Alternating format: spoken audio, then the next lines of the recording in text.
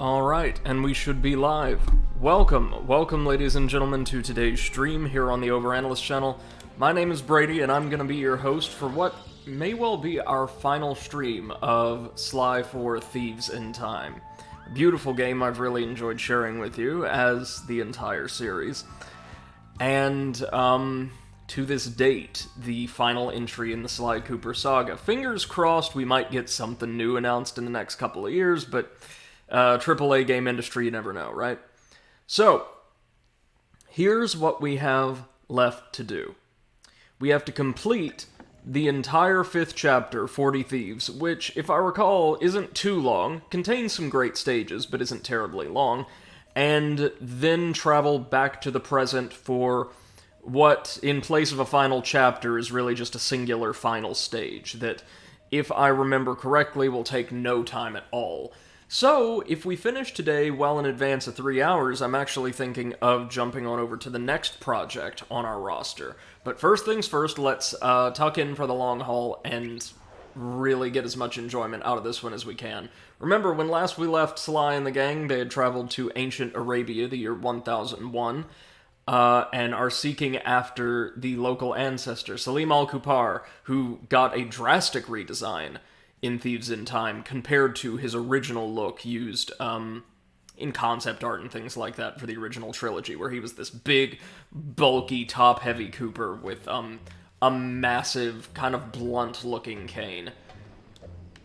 Our goal, of course... Oh, no. It didn't save any of my, my clue bottle progress from my first visit to Arabia at the end of our last stream. Oh, well, that's okay. We can still gather up all 30 clue bottles here, don't you worry. I don't know whether or not I'll be going for all the treasures on stream. Probably not today, but we will be clearing the story, of course. Not today, as I do want to share with you guys this next project I'm working on, which I think we're all going to really enjoy. No doubt there's going to be a treasure over here, though. Again, I am blown away by the visual design of the Arabian stage here. Look at the color palette, integrating very nice, fairly vivid, warm and cool tones to create beautiful visual contrast. A lot of the elements have... Oh, the crabs can damage us. I did not know that. A lot of the individual elements in this world, like visual elements, individual assets, employ that same kind of contrast between warm and cool colors. And as per usual for Sly 4, all of these colors pop. They're very vivid. Really like that. And as you can see, water effects for, like, PS3, not too damn bad. Oh, we got a mask. Good thing I decided to check around the side of the tower. I still don't know what masks do. Do they give you extras? Unlockables, maybe? Yes, they do. Oh, so you can unlock, like, new skins for the paraglider, new costumes for, the guys? So I guess we get Murray's, Sam Fisher costume we saw at the end of the last chapter.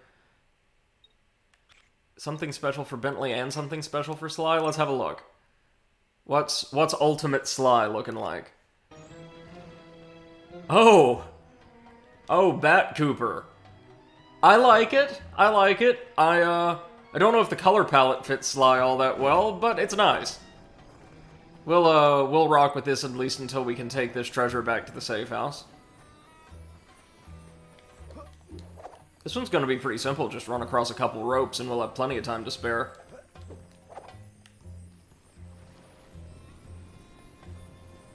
And you know the deal, we're gonna try to get all of the clue bottles, or all the clue bottles we can, because some may be sealed off behind areas that require this world's costume, before we dig into the story proper.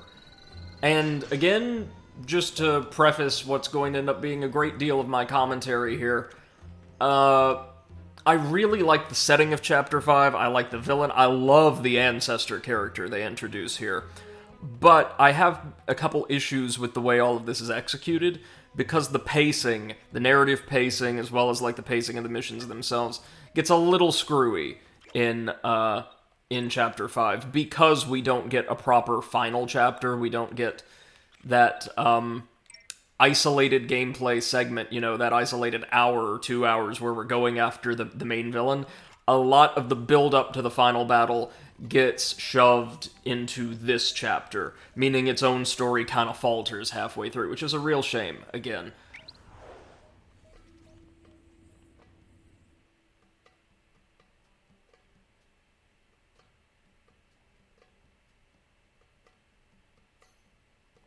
I get the feeling, almost, and we can discuss this more when we near the end of the playthrough proper, like the last few minutes, that the final stages of development, like actually curating content for the game, I mean, so like creating content, not development overall, when you consider bug testing and all those things, was a little rushed. Since the game was released at the tail end of the PS3's life cycle, that's a possibility. Like, not that the game as a whole was rushed from the get-go or anything like that, not at all, but that they had a really solid product they just needed to kind of polish off, add a little bit more content to be a fully viable product and include the whole narrative they wanted to and everything. And maybe some of those final creative touches were hurried a little bit. That's what I'm thinking. Going after our clue bottles now, though, and I remember from the end of our last stream, a lot of these are going to be fairly difficult to get our hands on because making use of Arabia's verticality, right, so all of these little parkour sections, is a lot harder than equivalent segments in other stages. It's harder to reach these rooftops, that is. This will be 4. Nice.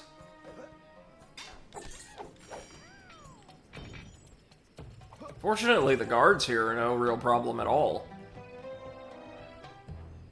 And you consider in things like density and moveset, I would contend that Arabia has some of the weakest guard patterns in the game. There's our mission. Let's not go to that just yet.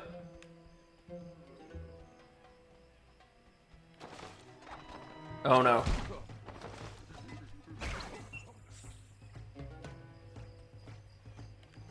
Even though they're not that fearsome, we still don't want to have to square off against an off-ton thrower one-on-one. I promise you we cannot climb the pole those cobras are guarding yet. If we attempt, they'll just spring out and chomp us. Not what we want. Anything up here?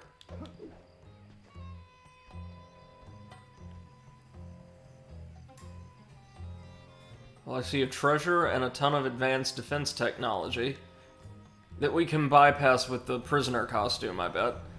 But none of that leads to a clue bottle, so we're gonna leave it for now.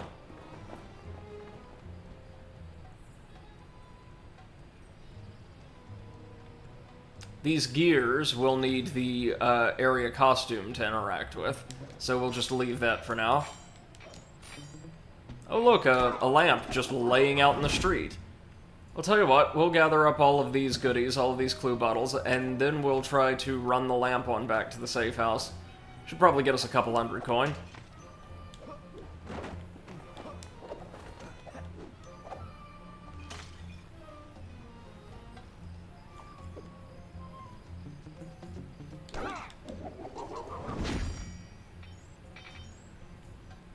So the bottles around this plaza really aren't that bad to get. Most of them seem to be just hovering out above walkable rails and the like. It's the one atop the elephant statue that's going to be something of a pain to get to, I think. Unless, can we make it? Just barely. Okay. Wasn't able to pull that off last time. Not bad at all. Lucky us, these rooftops are high enough that most guards that get knocked off suffer an instant death due to fall damage.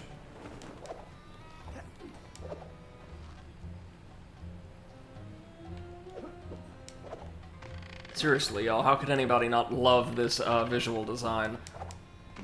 The turquoise, the purples, the gold.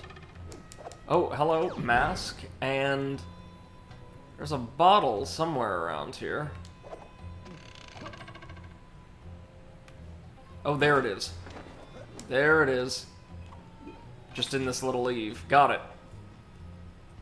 Speaking of got it, this guard has something we probably want. Is it gonna be another earring or no? The ruby ring, the most valuable treasure in this world. Notice all treasures, regardless of where we are in the game as far as progress is concerned, I mean, are valued at either 100, 200, or 500 coins. All of the purloinable treasures, that is. Those that are just laying out in the world have random values. They tend to be well below 500. Okay, so one below the bridge. I imagine the other is up above it. I can hear it from here, so let's see.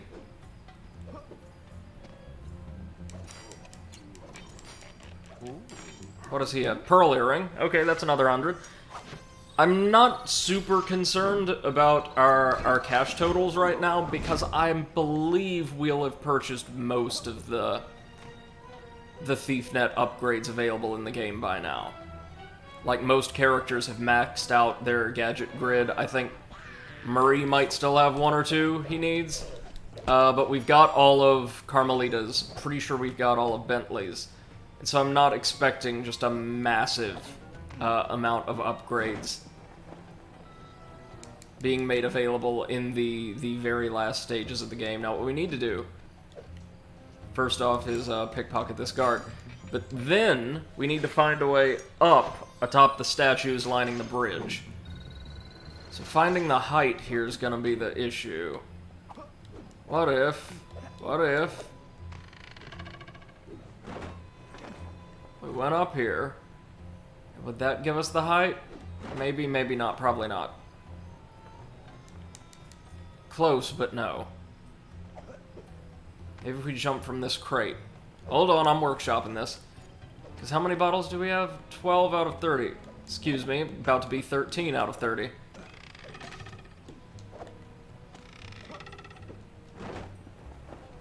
Wait, can we make it over here? No. Maybe if we swing down and across from the other end of the zip line. Which spans the entire city, apparently. Goodness gracious, all the way up to that parapet.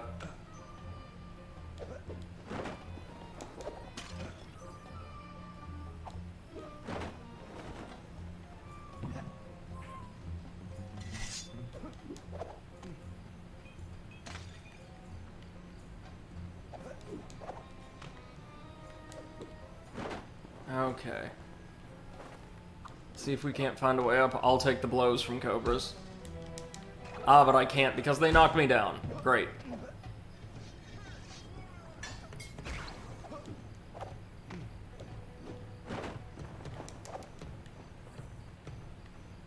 So we very well may need a costume or two before we can reach those clue bottles. Dang it. Well, okay, in the interim, let's just try to gather up everything else we can. Scorpion tail, that's somehow worth more than the earrings. Fine.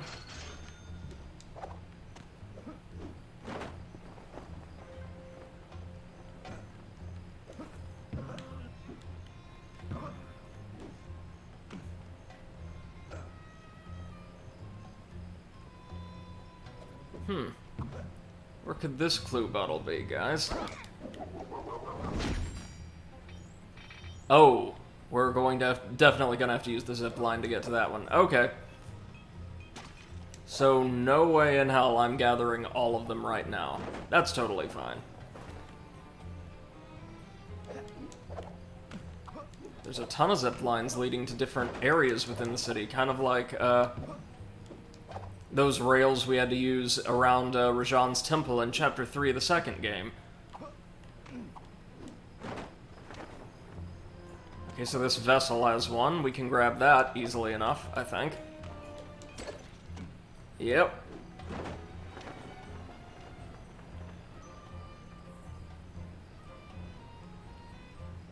There's one up on this awning.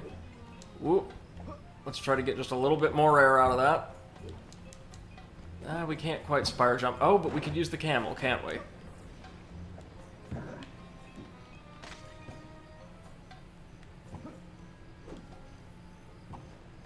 Okay, now is there anything good near the... oh, yes, there is. I was about to say, we've got a mask. Can we take aim at the mask? I would assume so, since I'm not really seeing any targets around here. Are you? No, I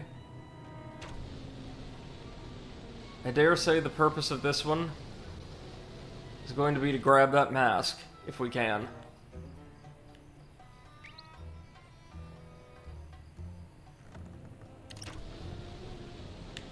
Unless...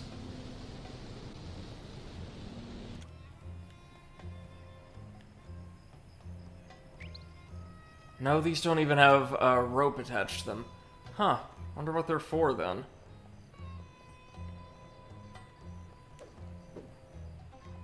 Oh, whoops. We were still in costume, so I couldn't paraglide. Oh! Damn.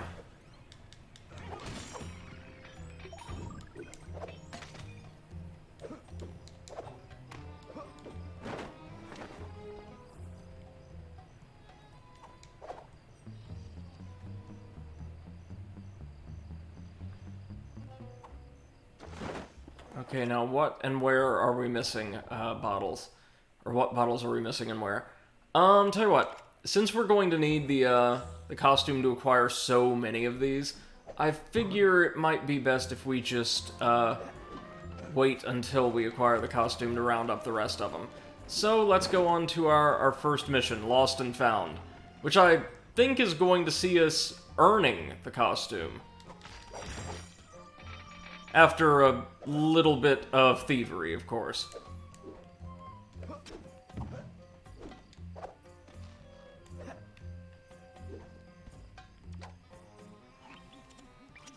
Okay, Sly. Word on the street is that Salim Al-Kupar was driven into hiding, but that he's still in the area. We need to figure out where he's hiding, and then find out why. To facilitate that, I've built you a new toy. Cool. Is it a robotic turtle butler? No. After gathering data from your ancestors, I've been able to map the Cooper DNA.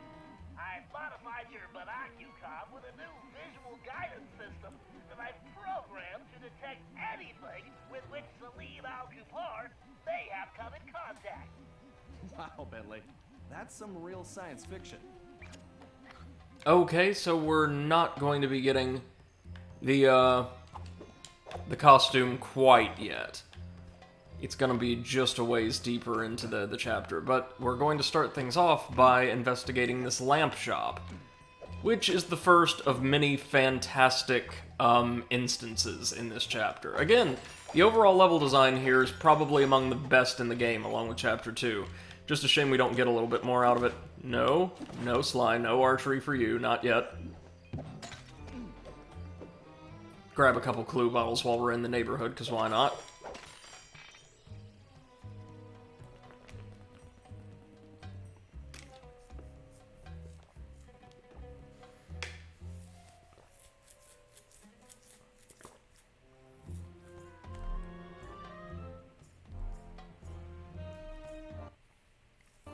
Wow. I wonder if Salim was Let's see, wise monkey lamps. Oh, no, no, no. trying to see if he could summon a genie from one of these lamps. He must be really desperate. What a beautiful room, eh? Activate your binocucom and Now, scan the surrounding unfortunately, area. we can't go any deeper in, On any object that Salim as has this, recently touched. rather large gate, which clearly does not belong in this time period, as you can tell by the presence of the green and gold, signifying time travel throughout the entire game's visual lexicon, is keeping us from getting any deeper into the shop.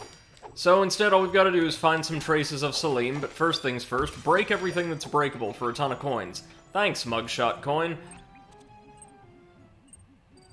Okay, so all we need to do is grab a photo of this lamp. Sly, that door definitely does not belong here.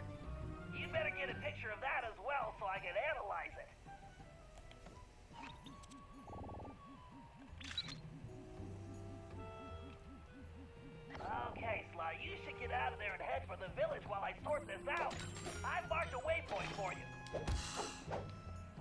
Alright, so it's back to the city. We will be back to the lamp shop much later on, and there's quite the interesting stage behind that door, but that's all we'll be doing for now.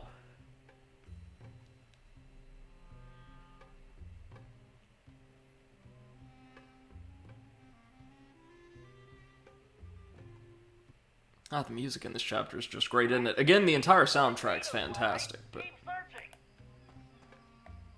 Okay, we just need to find some more DNA. That'll be easy enough, especially since we've got markers. We're just gonna follow these down, no big deal. Again, in the style of Sly 2 and 3, the first mission in each zone is generally aimed at getting players familiar with the physical space of said zone. A totally worthwhile objective in initial mission design, I think. Sly, use the binocular. I'm detecting something near your location.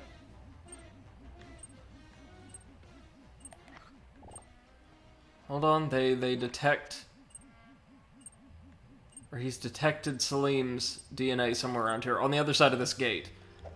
Okay. You're in range. Use the binocular now, Sly. Oh, Bentley, I can't use the binocular now because I need to get over there, so... Just hold tight. Unless we can photograph it from the other side, can we?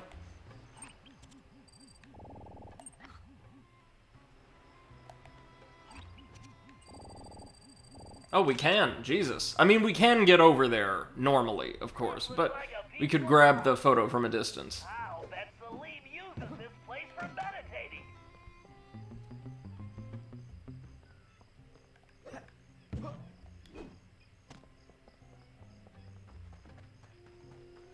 Oh, I hear a clue bottle, but we can't get it yet, thanks to the cobras. We can grab this one, though.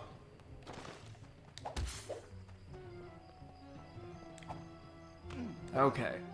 Let's be careful not to get sighted by the guard, and collect a few more goodies, if we can, on the way to our next objective.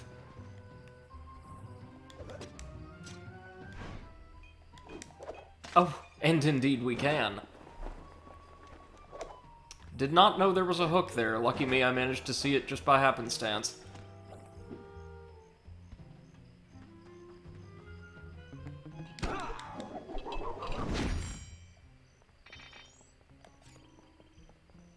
Okay, there should be another clue here in this plaza, so first things first.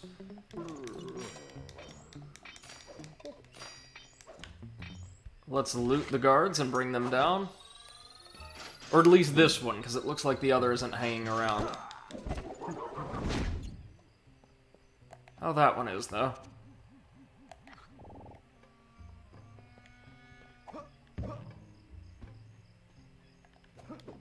Sly, use the binocular. I'm detecting something near your location.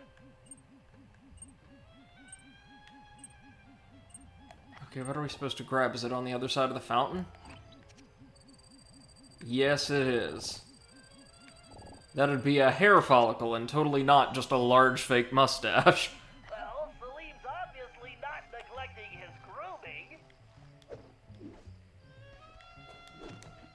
grooming. One more. Ooh. Yet another clue bottle. That means I think we now have all of them, or just about all of them, that can be acquired without the costumes abilities. Nice. You're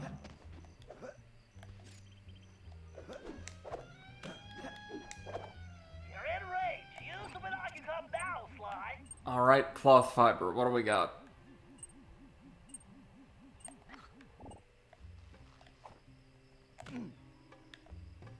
Oh, like over here. I see, I see. We have to reach one checkpoint to spawn the item we need to photograph, but it will appear at a totally different location. A proximate location, but not necessarily within sight of that first checkpoint. I see. Interesting. Looks like Salim recently took this sample for a test drive. Is that everything we need here? Since I'm not collecting these coins automatically, I would assume so.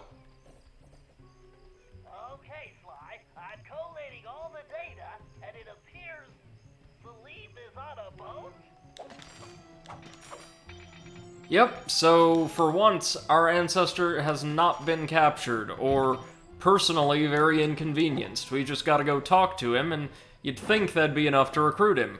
But no, again, something that I think is fascinating and isn't explored in as much depth as it honestly should have been, is how Sly is going to interact, or have to interact, with an ancestor who is old and tired and isn't terribly interested in, like, the family's thieving legacy or anything like that anymore. He's done with it. And not terribly impressed with, as you'll see, much of anything the Cooper gang are doing. He's beyond it all. Since Sly is prone to such hero worship of his ancestors, and for the most part, the ones we've met so far didn't really disappoint, it'd be really interesting to see a greater exploration of how Sly's character would evolve or react if he had to deal with an ancestor at length like this who was kind of antithetical to a lot of the values he ascribed to his family based on the stories he heard about them. Which isn't to say Salim's a bad guy, he's definitely not. I love him as a character, and he's probably my favorite ancestor. But he's just not gung-ho on the whole Cooper family deal, as Sly or most of the others have been. You're Salim Al-Kapar, aren't you? And who are you? Well, that part's kind of complicated. I'm a thief like you, but I'm kind of new in town. How about you come back to my gang's hideout and I can explain myself? How about you go lick a camel's hump? Okay. Look, I know you're in trouble. I'm here to help. I can explain everything, but let's go where we can talk safely. Besides, you look hungry. How would you like some food? Food? It was foolish of you not to mention that in the first place. Let's go.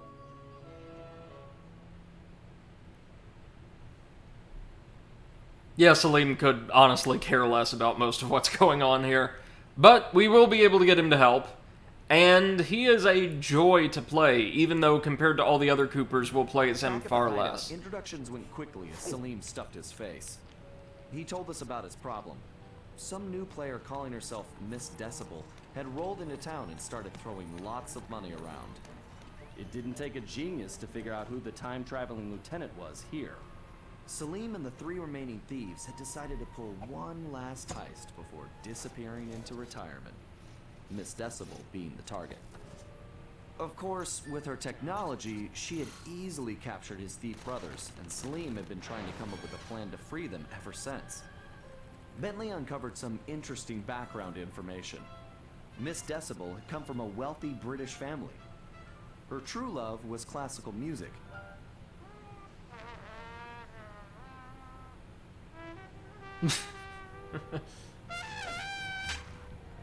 Unfortunately, her complete lack of musical talent, coupled with an extreme temper, made for a volatile combination. After suffering a freak accident during a tantrum, she was left unable to play music normally. However, when she discovered she could control people with her hypnotic tones, a new criminal was born. She began using her devious talents to control others, forcing them to commit crimes for her. We told Salim about the paradox, and the whole thing made some strange kind of sense to him. The bad news was that he wasn't completely convinced that we were there to help him. I could see I was going to have to prove myself. Again.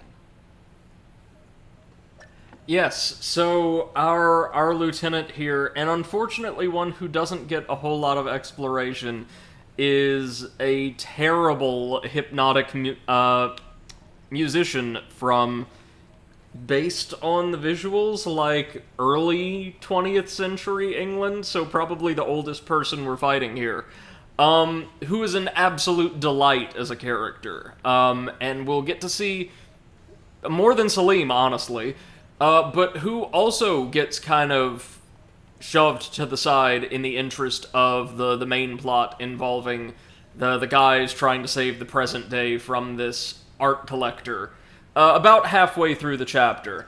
So we can't play as Salim yet, he's just going in on some food over there, but we do get new toys for those characters we can play as. Sly gets a dive attack for the paraglider. I don't think I've ever used that, but it's there. Murray this might be his final punch upgrade, a disorienting punch, and Bentley gets the automatic meter recharge perk that Sly has had for several missions. It's going to make using his special bombs a whole hell of a lot easier. So I'm pretty sure now, we're going to either head out to save one of the 40 thieves that we have to rescue. There's 3 of them, so we'll be mounting 3 separate rescue missions. Or we're going to be getting the costume. It's one or the other.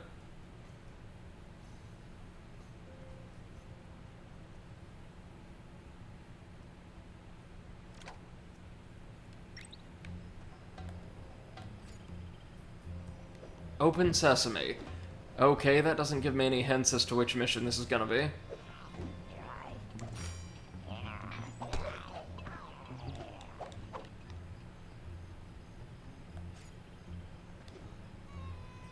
Okay, let's just make this snappy. We've got to go all the way across the map, don't we?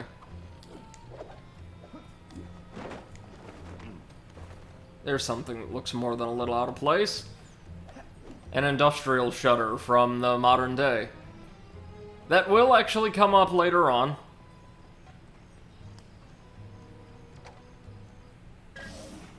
Okay, apparently Salim lost a small fortune betting on the camels a while back and had to pawn his thief outfit. Sly, if we can buy that outfit back for Salim, I'm sure we could gain his trust. The shopkeeper is a security freak, a real head case.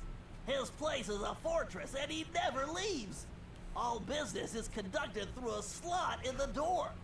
I think this is one time we're going to have to play it straight and pay the man what he wants. As you might imagine, his price is pretty steep. The shopkeeper will only accept payment in the form of flawless gemstones. 3 to be exact. The only gems of that quality around here are the decorative stones embedded in the city walls. I've located the 3 largest specimens for you. All you have to do is remove them, avoid the guards, and bring them to the shop. Just make sure those gems are still flawless when you get there. Okay, so we are getting our outfit. And this is a very, very simple mission. We just gotta grab those gemstones, the likes of which I think we've seen on screen before, right? And bring them back to the pawn shop. Either one by one or all at once. I frankly do not remember. Oh, we could see their targeting icon for Sly's paraglide dive. Which is nice to see, but we're not gonna try it out yet, as I'm going to be playing this as stealthily as I possibly can, since we don't want to take any hits while carrying these jewels. Oh, that'll work, I guess.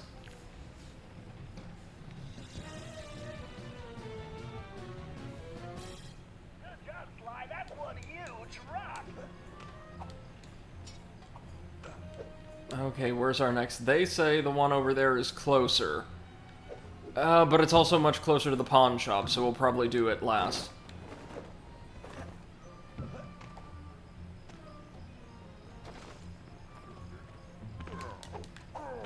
Oh god. There we go. Sometimes when I feel like I'm within range of a guard and can uppercut them in order to perform the finisher, the game does not concur. And so you've got to get like uncomfortably close to the models of some of those bigger guards to like perfectly execute the technique. Like so close that you're afraid you might be touching them and therefore alerting them. What do we have here? Just gem number 2, of course. Now there's lots of other balconies scattered around the city in addition to the ones we're visiting here. And I want to say many of them contain treasure, like unique treasures like this we can run back to the safe house. But first we're going to just run, period. Because, oh good lord, we don't want one of those gunmen to hit us while we've got 2 out of 3 gems. But there's a ton of them here, aren't there? Let's make our way across then, slow and steady, and always trying to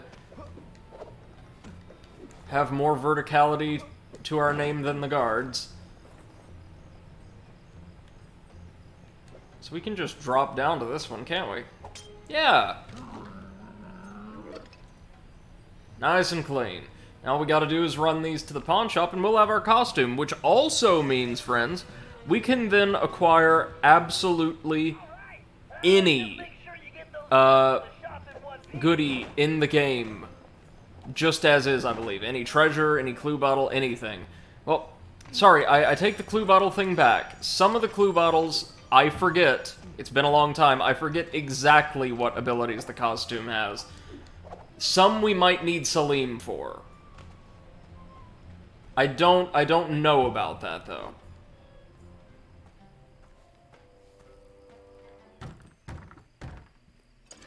What do you want? I'm here to buy the thief outfit. Sorry, I do not believe one such as yourself could meet my price. Good day. Oh, that's too bad. I guess I'll just have to go bet these gems on the camel races. Wait, you have gems? Let me see. Man, these rocks are so heavy, I can barely lift them. You want the gems? I want the outfit. Do we have a deal? Indeed. If you want to purchase these old rags, who am I to object? All sales final, no returns. Yeah, but we weren't just purchasing, Oh, hold on. There we go. We weren't just purchasing, some rags, we were purchasing a scepter that allows us to temporarily stop time, or drastically slow time, I believe, and a massive scimitar that we can use to destroy certain relatively durable objects. And then it could actually slow time. Also a goatee, inexplicably. I wonder if it somehow influenced your ancestor Matthew de la Coupeur's slow motion technique. Let's see, will slow time help us climb these before they break? Yes, it will. Focus can pull it off.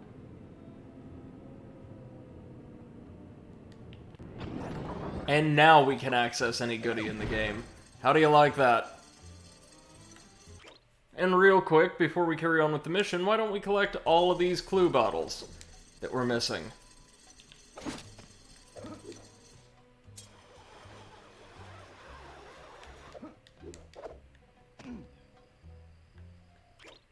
Wait, where's the one I missed there? Oh. Totally wrong way.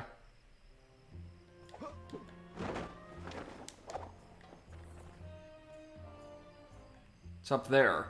Okay, fine, we can climb that tower too.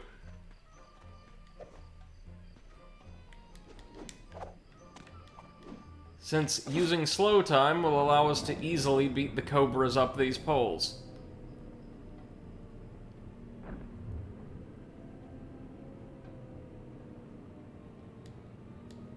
Like so.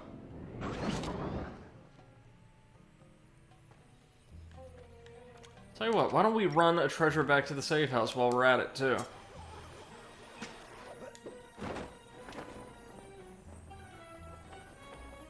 Oh, can we make it in time?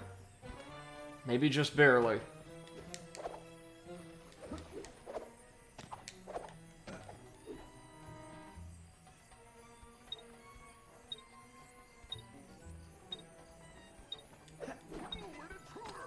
Oh, damn it. Yeah, there were like 3 guards all on us at once. There was no way I was going to be able to pull that one off. But alright, we can gather up all of our goodies really easily now. Let's see what else we have here. Just 3 bottles left. And I think I can collect them all.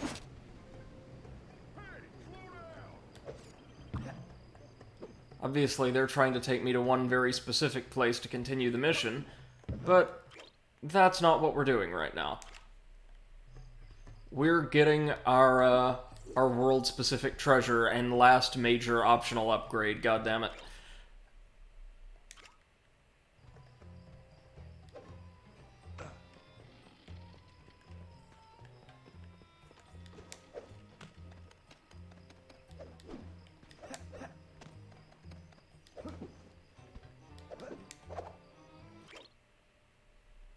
Where, oh, where is our bottle? Oh! One's just right up there, is it? Well, shoot. We could have grabbed that one earlier. Up we go. And 28. Now these last two, one should be... They'll both be on the northern side of the city. Ooh, and treasures everywhere to be acquired later, and potentially off-stream.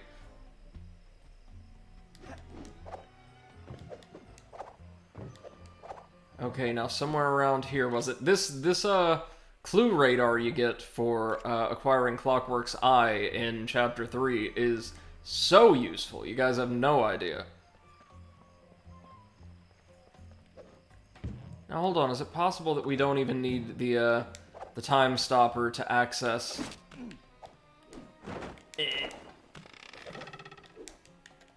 the bridge? Oh no, looks like we probably do.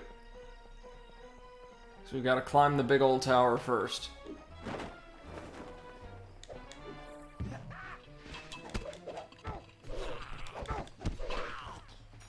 There we are. Stop time, and up we go. Notice though that these lengths of chain collapse so quickly that we still have to move at a pretty rapid pace if we hope to make it. While time is slowed.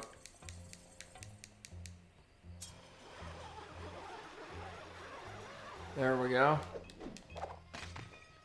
And now our last one is right up... Yeah, right. The one at the Pleasure Palace that we're going to have to climb up a Cobra-protected pole to acquire.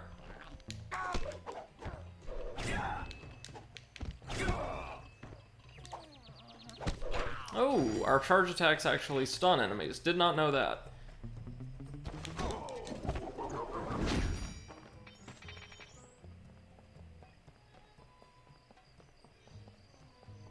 To the roof. And also several more treasures we're not going to be able to acquire. Dang it.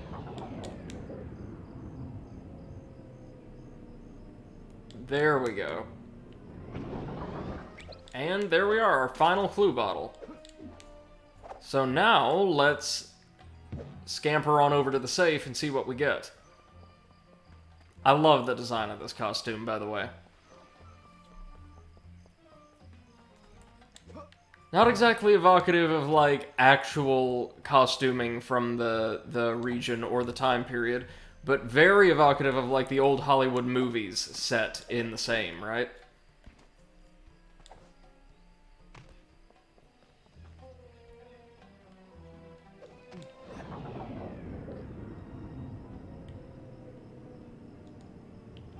Oh yeah, this is the gate we might have to get under, I believe. Yep, sure is. But later, of course.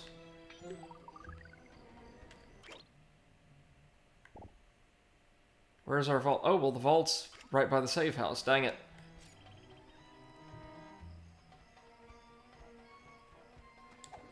And don't you worry, all the rest of the game is going to fly by once we do this. Like I said, pacing in Chapter 5, a little weird. We're introduced to Salim, we're introduced to Miss Decibel, and like that, they are almost immediately thrown right off to the side in favor of the main villain, making an appearance and kind of quickly raising the stakes for a finale. Let's see. What are we dealing with here? Come back here. Where's... Whoops. Where's our vault? To the south.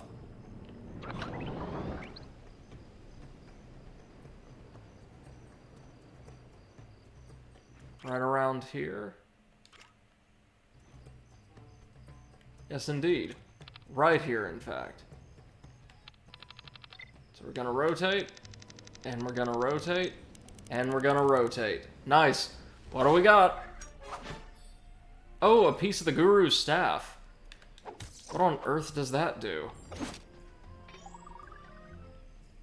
Now we can get under that gate. Can we pick pockets with the staff? Of course we can.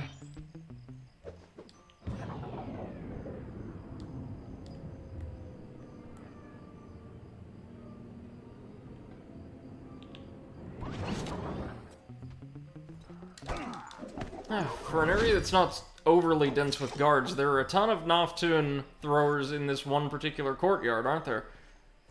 Or sorry, I meant for a chapter that's not overly dense with guards.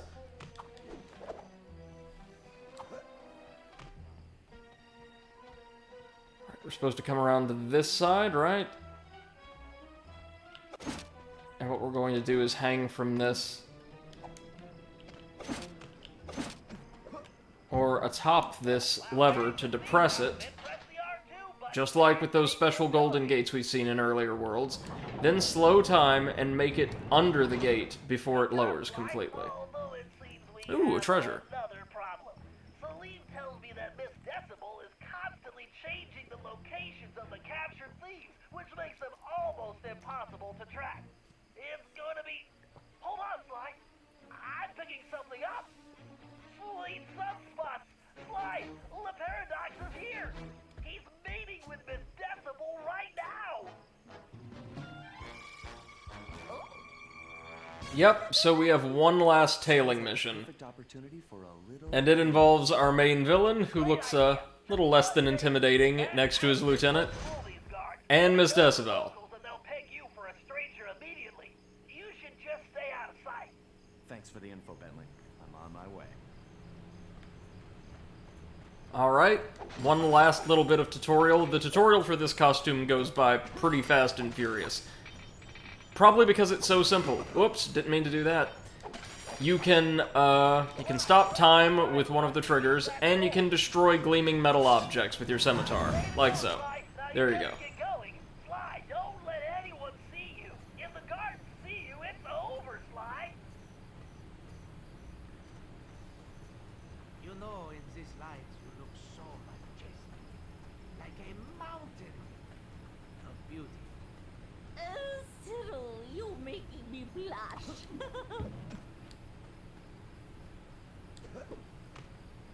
I absolutely adore the job Miss Decibel's voice actress put in. Nose for music. What a flatterer you are, Cyril.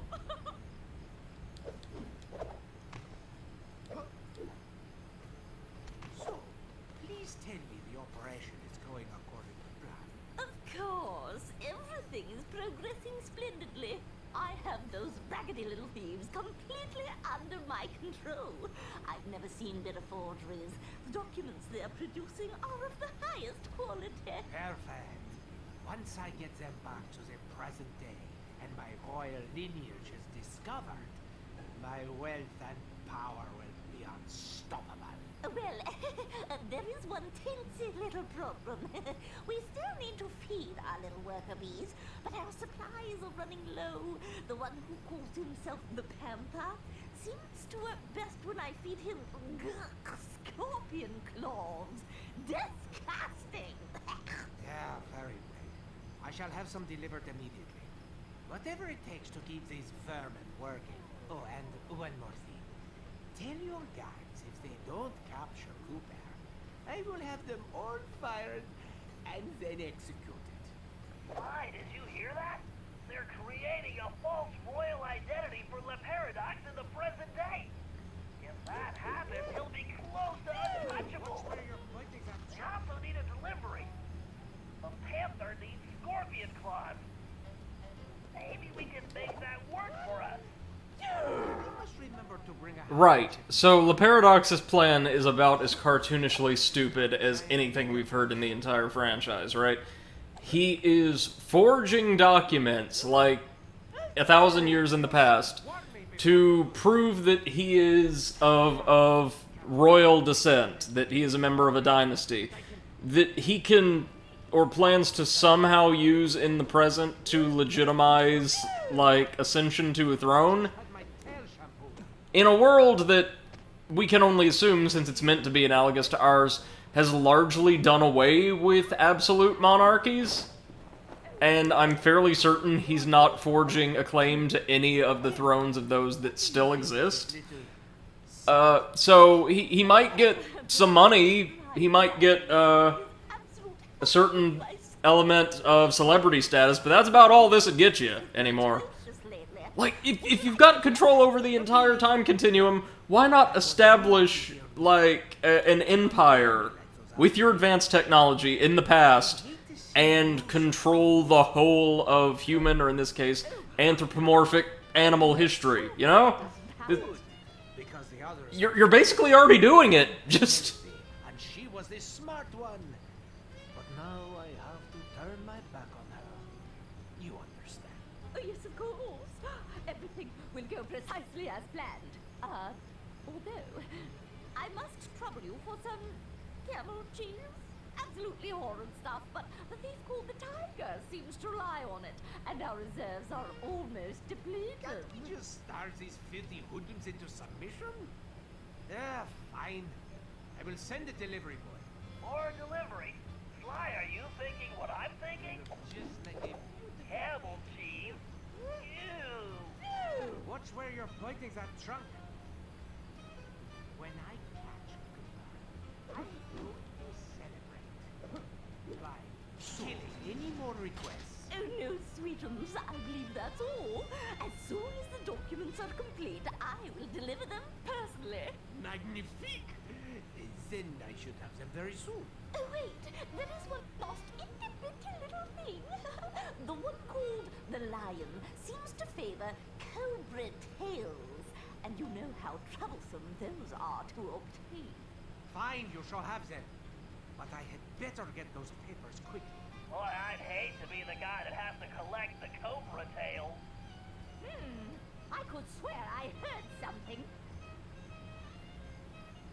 Okay, so our tailing mission is almost complete. This one's pretty short. I think it mainly serves to give us a lead-in to Le Paradox's involvement in the back half of the chapter, because he's gonna be here for a while. I said Miss Decibel wouldn't know the difference. She's expecting deliveries for the thieves, right? Try using the outfit to impersonate the delivery boy. If they buy it, we'll know where the thieves are being kept. Excellent idea, Bentley. Just to ensure it's foolproof, I'm gonna use my No, Sly, don't say it. Italian accent. I said crazy, Sly, not suicidal. That's a halfway decent reference to Sly 3, I approve. The thief outfit, press the R. So yeah, we're going to rely on the main villain's complete inability to recognize the same person whose family he's been fighting against across time now for about 1,000 years and change. And of course this is going to work. Right down to the stupid accent, don't you worry. Sly's a professional, he knows what he's doing. And who is this little dipsqueak? Yes, identify yourself immediately. It's me, the delivery boy. You were called? I don't recognize your scruffy features. The other boys are out to seek. There's something about the snake bites. Is there something wrong with your voice? No, I've been talking like this my whole life. How droll. I see. Well, if you're really the delivery person, then you would know the usual orders, no? What food does the panther require? Why, the panther loves the scorpion claws. He appears to be legitimate. Thank goodness. Here Hey MC, good evening. Welcome to the stream. Hope you're doing well. Thanks for joining us. Sly, it's a good thing we're in Arabia, because in Italy that accent would be considered a felony. Now let's go rescue those thieves. So all we've got to do now is mount a series of rescue missions, and this is where the chapter gets really, really good. We get to see some of those late-game platforming sections, and they're top-notch stuff. I'm really looking forward to that. Or to this part. After the rescue missions, that's when things kind of fall apart. But for now, we're still in the realm of good stuff. And what do you know? We start with the best of stuff. We get to play as Salim. This does not happen often in this chapter. In fact, I'm pretty sure we only ever get to play as him twice. Which is a damn shame. Silent Sprint, sure, and Bentley's Adrenaline Boost is more powerful. Great, I'll take it. MC says I was enjoying a bit of rest. Now a good stream for more work. All is fine. Now, that sounds great, man. I'm happy to keep you company through through the very late evening's work. So, as you can tell, Salim's experienced a really drastic redesign from his appearance used in the original trilogy. I kinda like this more. The fact that he's kind of wiry and very elderly makes him a great contrast to the rest of the Coopers we've seen so far. He also looks just a little bit shorter. His cane... Hey, Potato, how's it going? Doing good. You? I'm doing alright, thank you. Also, sorry I'm late. No worries, man, no worries. I was late to yesterday's stream, it's no big deal. So Salim uses this beautiful, very elegantly designed cane with light, smooth curves evocative of like a magic lamp. Good stuff all around. His special attacks are based around flame. Brilliant. MC says, hey, Potato. Hey, MC. And wait till I show you his special takedown move. First things first, his charge attack is what? Oh, he rides around in a tornado made of flame. Excellent. Which there is a proper scientific term for, but it eludes me at the moment. So his finisher involves him sealing his enemies inside of a lamp. Of course. Now, in contrast to a lot of the other Coopers we've controlled, if I recall correctly, Salim has one and only one special technique. It's a really good one. No, sorry, I take that back. Ryoichi only had one kind of special move. Galith had a second, I just never figured out how to show you guys. I think, Brady, the technical term for a tornado made out of flame is a spicy tornado. Ah, yes, of course.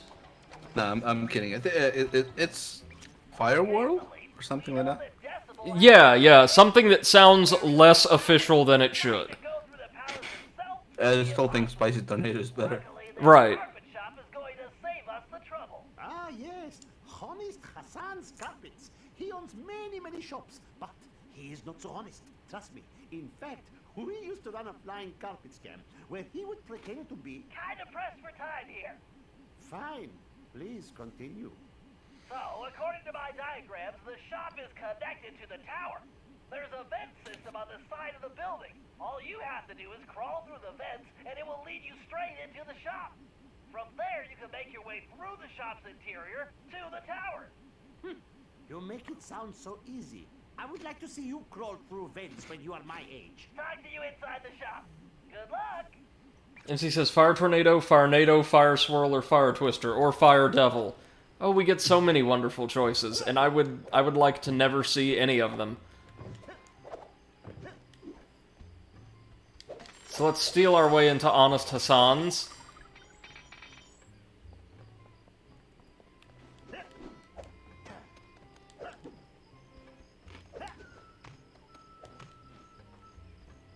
Oh, while we were at the hideout, I should have seen what the Guru's staff piece actually does for us, but no matter. In we go. Can I just say it's so weird seeing one of the Cooper characters' fingers without gloves? Like, you really appreciate how long and gangly they are. I wonder if this Bentley will have me jumping through hoops next. First, I grab the rope. Then I press the R2 button to climb up or down like lightning. Yeah, so instead of slowing time to avoid various rope and verticality-based hazards, Salim can just ascend vertical sections or vertical elements like this at lightning speed. Absolutely nothing can catch him, don't worry, he's where it's at. Is there anything we can do over here? No. Wait, no, one of these is a cutout and the others are not, so can we interact with this in any particular way? No, they're all thin cutouts. Never mind, I'm just on the hunt for masks. As you do. Oh! Illusory wall here. Salim actually, instead of a paraglider, has a carpet, too. That's really cool! Oh, that is cool. Oh man, that's sick. I don't think a lot of the other Coopers actually had paragliders.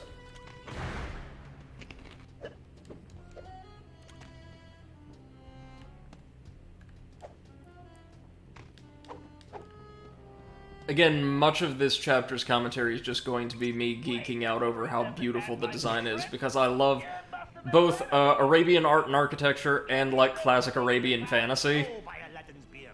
Do you not know that rule number 37 in the Thieves' Handbook is expect the unexpected, foresee the unforeseen, predict the unpredictable? Keep your turban on. My sonar readings show an old passageway through a cave system beneath the floor. Let's see. Massive payload, angle of incidence, relative humidity divide by 2. Got it. Salim, if we could drop that pallet of carpets in the corner, it should smash a hole in the floor straight through to the caverns below. We? It seems that I will be doing all the work. How about we just talk when you reach the passageway? Salim is adorably grumpy throughout the entire chapter. Because, again, he's old and jaded. He's done stuff like this a million times, and doesn't particularly appreciate a bunch of young, up-and-coming time travelers trying to tell him how to do his job. That he doesn't even want to do in the first place. Poor guy. Snakes! Why did it have to be snakes? Oh, there's your obligatory Indiana Jones reference. So, how's your day been, Potato? It was okay. It was okay. I mean, at the very least, you didn't have to spend what felt like half of it running back and forth across the same area trying to find a knight, so that's a victory.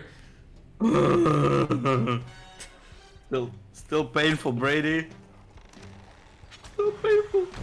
I love that I was looking at a guide and neither of us could figure out where it was. Oh, if only I had a magic lamp.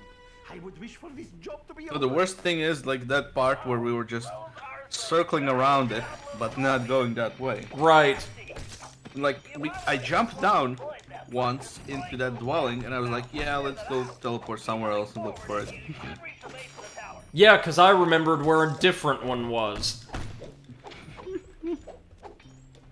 The problem was so much of the city looked exactly alike. Like, Yeah. not the outlying frontier regions, those were perfectly distinct, like the city. Yeah, the inside. So what we gotta do is crawl our way through some scorpion-infested tunnels, Oh no! shutting up their burrows wherever we find them. And Salim runs his hand in poop, apparently, because sure. Shall I bring you back some scorpions, Bentley? They taste just like chicken. No thanks. I'm trying to cut back. Scorpions taste like chicken, apparently. That's our trivia tidbit for the day. Wouldn't surprise me, honestly, if they really did. Apparently scorpions don't taste half bad, according to people who have eaten them. Wouldn't know. But grasshoppers fried are kind of like French fries. That is, Not so either the much- kindest thing anybody's ever said about fried grasshopper, or the cruelest thing anybody's ever said about French fries. Not so much taste-wise, more like texture. Texture. Yeah, I can see that. Look at all this gold that we don't really need, but we'll be collecting anyway because it's there. Keep going, Salim. The Up we tower go. entry point Oh, is this is a lovely little set piece.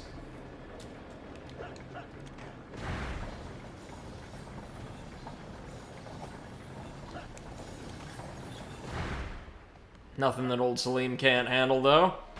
All right, Salim, you're in. Now you just have to make your Oh, that's way a to the top beautifully of the mountain. intricate lock. Of course, climbing, my favorite. I don't see an access point, but that lever looks worth investigating. And be careful not to stir up the scorpion nests in here. So this mission's short but simple. It's a great little dungeon crawl. All we've got to do is make our way to the top of the tower to rescue the first of the 3 thieves.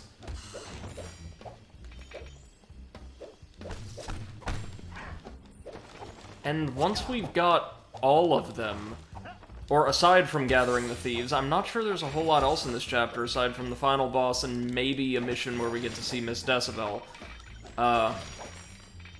And kind of have to sneak around her. I do remember that very faintly. Alright. Let's pull the lever slowly. Slowly. Because this thing's gonna start retracting as soon as it's lifted, isn't it? No? Okay, that's permanent. Fine by me.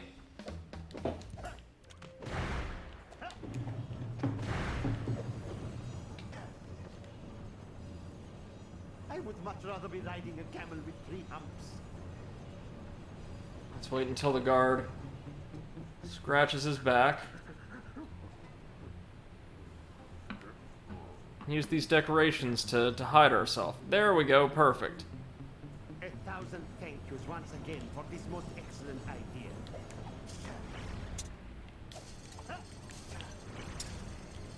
Whoa, whoa, whoa, whoa, whoa, whoa, whoa, whoa. Oh, no!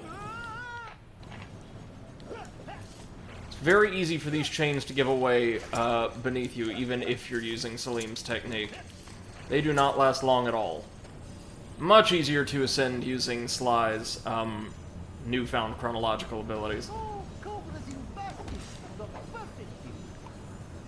Okay, how do we have to evade these guys? Well, there's a mask in there, which I definitely want. To lay hands on it, I'm probably gonna have to get past... Oh, looks like 3 guards. Great. We'll find a way.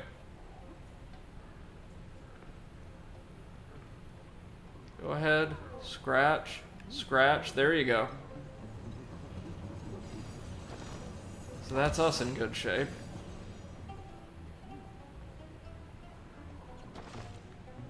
Oh, Lord. So the question is, how do we do this silently?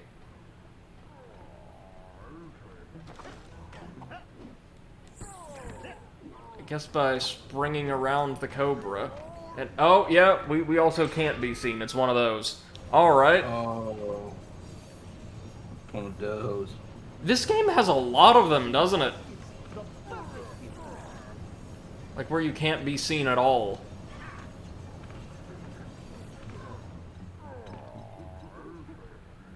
Well, that's alright. We will just leave that mask for now, then.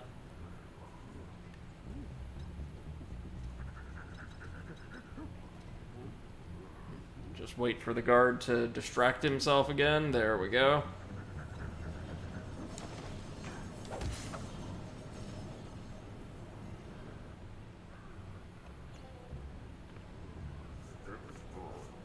Wait, does the same apply to silent takedowns?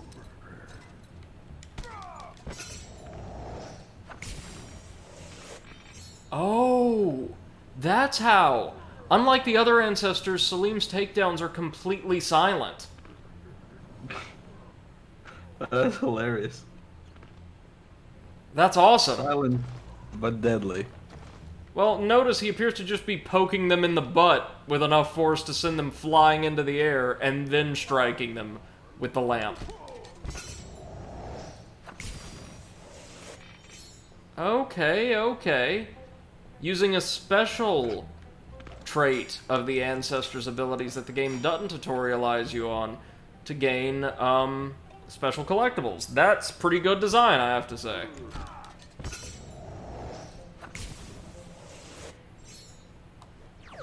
Well, now that they've all been consigned to a nightmarish existence inside of a magic lamp, let's carry on up the tower. All these blades and traps. Just what an old thief wanted to see.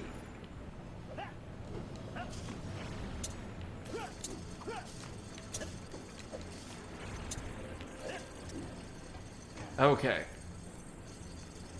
Well, I don't think I have to worry too much about the guard here, since he is just Getting some rest.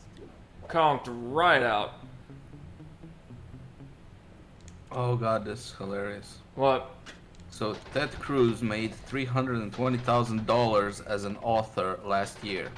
What? However, 153,000 of was his campaign buying his books. I mean, I still want to know where the rest came from, those poor souls, but that is hilarious. Probably people thinking it's, you know, his memoirs as the Zodiac Killer or something. I don't know.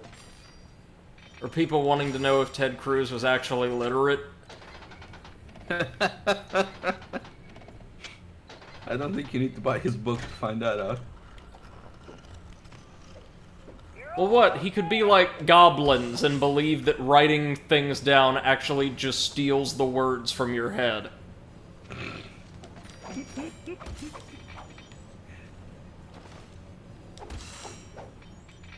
a little further. That one got you, didn't it? No. The only reason why the pyramids still exist in Egypt is because they were too heavy for British folks to steal and put into the British Museum.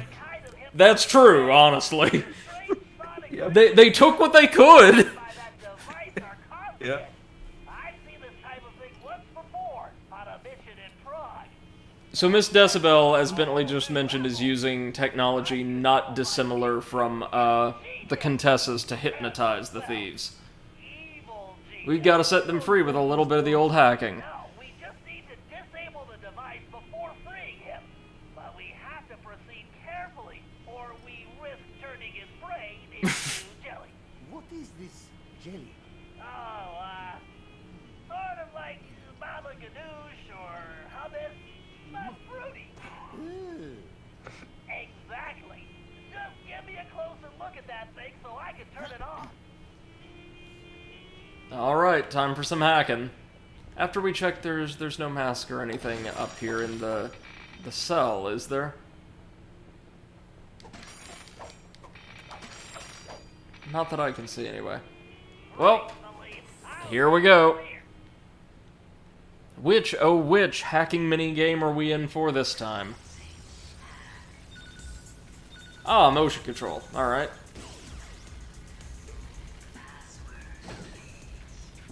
Whoops, there we go. I was about to say, this is easily the hardest of the three games because, you know, motion control. Even though it's good motion control, well, I mean, the best motion control is no motion control. So. Yeah. Well, no, for being honest, the best motion control was probably the PS Move. Out of, like, the stuff for the major consoles, anyway. It was pretty responsive for what it was. Maybe. Jeez, it's like a pinball machine in I don't know, I guess. Apparently the Oculus Quest should be pretty good since everybody loves that one. Speaking of, Sansaru Games, the developers of this title, are working for Oculus now. Oh, so basically for Facebook. I don't like that. Yeah, no, Facebook bought them. On the one hand, I don't like it. On the other hand, Sly VR? Not from Facebook, man. I couldn't do it if it was from Facebook. Because then Sly'd be stealing next treasure person. while Facebook is stealing my bank account details. My brother, are you alright? No, they don't need to steal your bank account details. They earn more money just by selling your personal information. You have been imprisoned, hypnotized, and compelled to create forgeries by that evil elephant. But I have freed you from her mesmerizing music. With, you know, some assistance. That's nice. I'm hungry. Did you God, I bring want any to order food? some Perhaps food, a but nice like half the roasted restaurants scorpion aren't delivering anymore. Amazing. And I'm I'd way like too apple sober the for stars to rescue McDonald's. you, and Okay, so what is available then? Let's see. Mexican pizza. Fried dishes, calamari, fishes. A fried dish restaurant, so like a British takeaway, basically. No, well they have like pizzas, burgers, barbecue. Oh, I got you. Just kind of like stuff. your standard bar and grill. Yeah. Well, technically they're a pizza place, but they offer a lot of other stuff. I mean, Mexican And- sounds a little better than that. And the Mexican one is also a pizza place. What? Well, technically, they started off like as a pizza place, like over 20 years ago. Okay. But they kind of pivoted into a Mexican restaurant that also still does pizzas. Oh, I mean, alright. I mean, I guess if you've got a large, like, really top-of-the-line pizza oven in your restaurant, it would be a shame to waste it entirely. So I can kind of see the merit behind that. I mean, their pizzas are okay. They're not like fucking fantastic, but they're you're not gonna be sorry for eating it. So. No, you go there for the Mexican food. The pizza's just a bonus, basically, right? Yeah. Also, they have really good burgers. Oh, nice. So now we've got two more rescue missions. One is the Murray and one is Bentley. We'll be doing Murray's first. We've actually not played as Murray all that much in this title, have we? No, sadly no. Okay, Murray, the thief known as the Tiger is being held inside that taxi shop. My data shows the interior I love is this sign. but well reinforced. Also, there don't appear to be any guards inside It's ridiculous. at the moment. I think this was pretty straightforward. Yeah, so our next thief is being held inside of a taxi service. After that, your muscles should be enough to handle the situation. No problem, Bentley. My mighty biceps are itching to go to work. This obviously is about to go hilariously wrong. Oh, collecting all the treasures in an episode will unlock a special reward. Definitely doing that off stream though, because again, I want to get to our next project.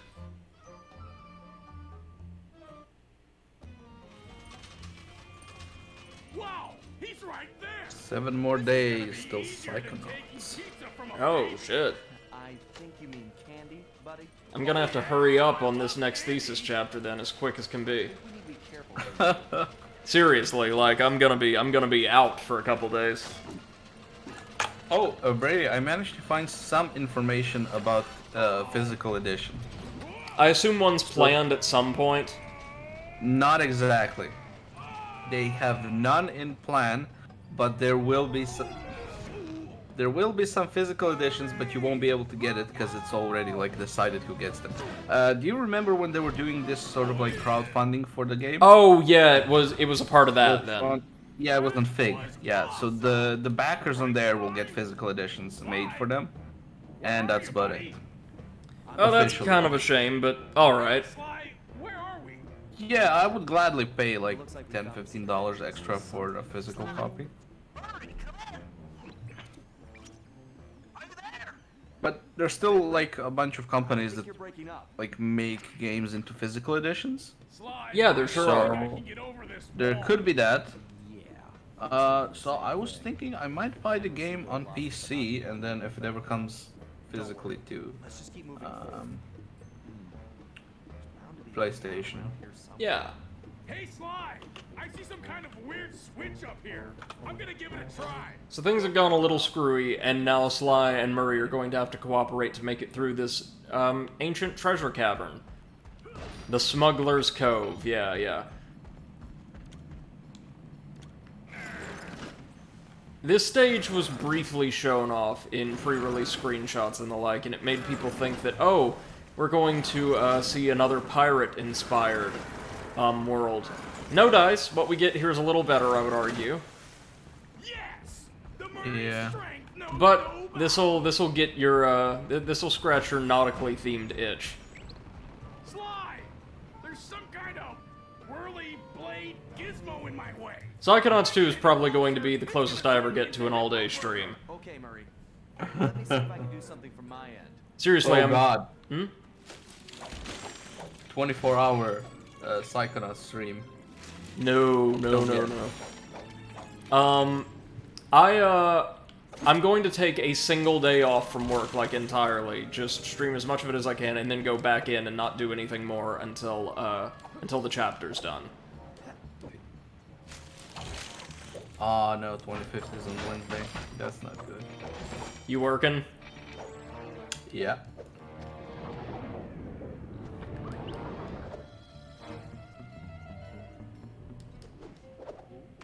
Oh, okay, so yeah, they said no physical copies for launch, but maybe someday. Nice. Ooh, look at this little set piece. Gorgeous, yeah? We're going to have to use our time-stopping abilities to remember that we need to ninja spire jump onto the little bits of metal wrapped around the barrels. Silly me. And make our way across as quickly as possible so that our Cooper concentration gauge does not deplete.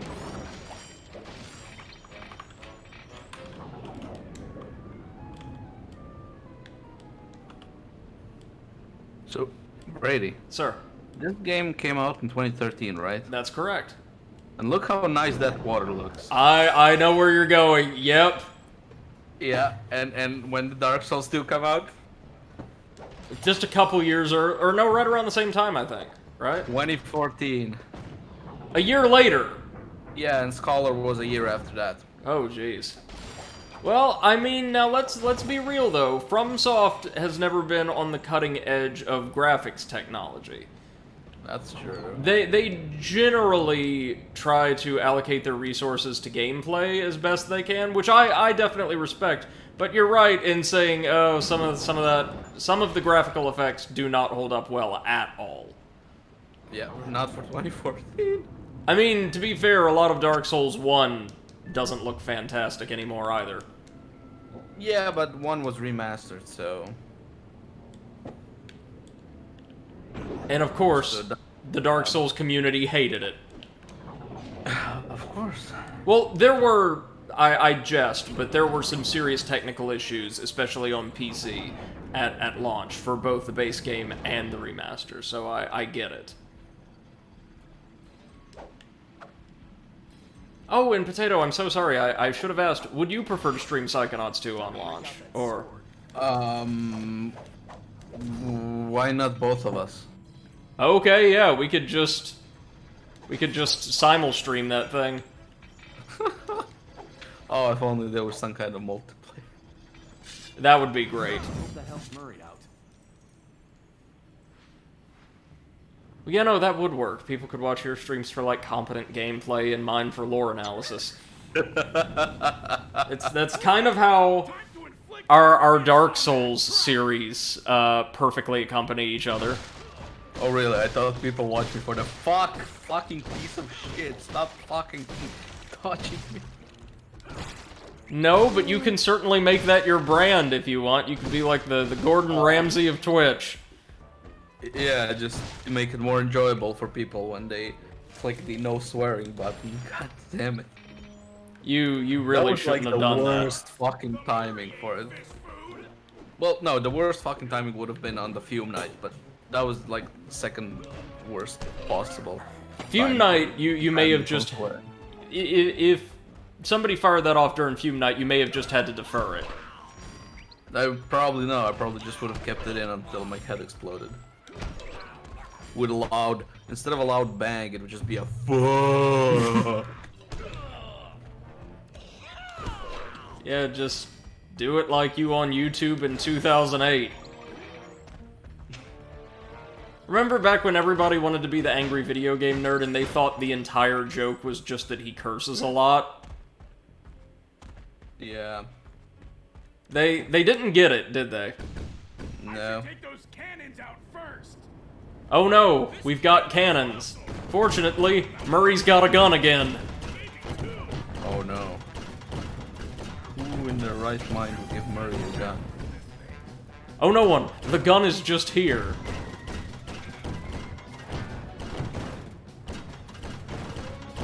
Okay, so the gun has an overheat gauge, but it empties rather than fills as we continue to fire the weapon. That's interesting.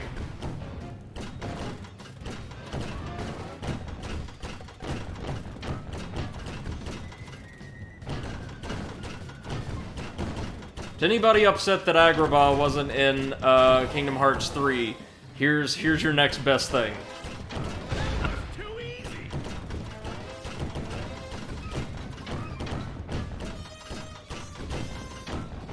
Come on, almost got it. One more. I'm pretty sure we might end up having to do this twice. Let me see. Let's bring up our map. in a jiffy, yellow cab. Yeah. Oh yeah, we will have to. This is the longest of the rescue missions by a good long bit. Go ahead and crank it, crank it, crank it to raise this shipwreck from the seafloor somehow. Now this means our buddies can work together from here on out, as it looks like... No, never mind. Murray cannot rejoin Sly quite yet.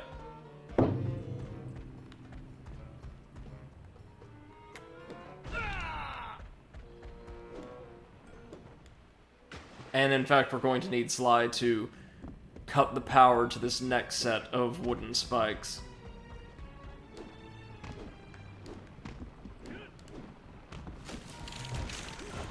Oh, nuts! Another one of those annoying, spinny things. I'll have to wait for Sly.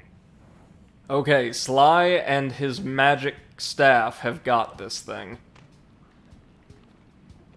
Looks like there's a mask over there, so just hold up.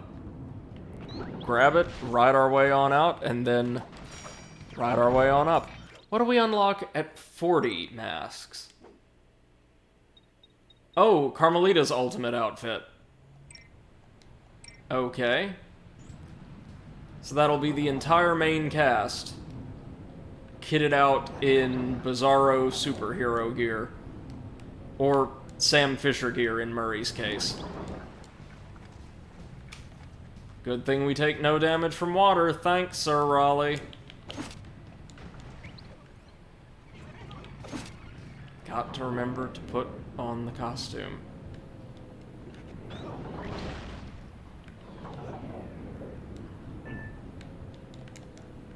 There we go.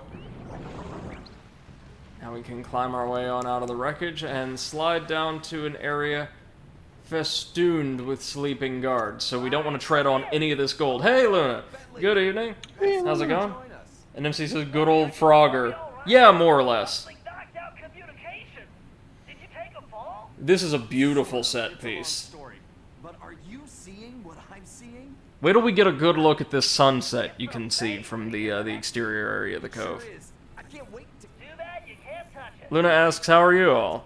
Sorry, Sly. Potato? If you touch anything, you're going to lose Doing good, your doing okay. How are you, Luna? voice could do it. I'm also doing well, by the way. Thank you for asking, Luna. I'm getting a lot of work done. I've been very productive today, which both surprises and pleases me. Look at this, you guys. Seriously, look at that vista. Simple, yeah, but again, using really masterful application of color, especially contrasting colors, all of these soft, warm, and cool hues scattered throughout the entire Arabian world. Sly 4's art design team has crafted something really impressive, really friggin' unforgettable, I think. So we don't... That priceless treasure is Sinbad's That was a legendary PS3 game, right? Yeah. And yet it looks better than Cyberpunk on the PS4. Oh wait, we wake the guards just by landing on their plinths? I did not know that. Then it says, I'm exhausted myself as usual. And MC says, sleep is for the weak. No, you need a few hours. A few. You know what, MC? I would like to sleep for a week. Oh, yeah.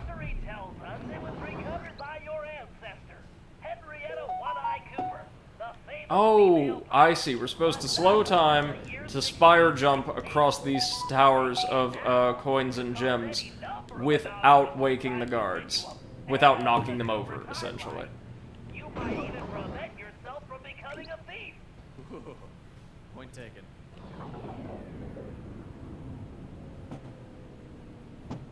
Oh, shit. That second one woke up really quickly. And again, compared to the other games, this one has far more instant fail criteria. Like, a lot of them. When they design a specific section with stealth in mind, there is no way you can go about it by any other means.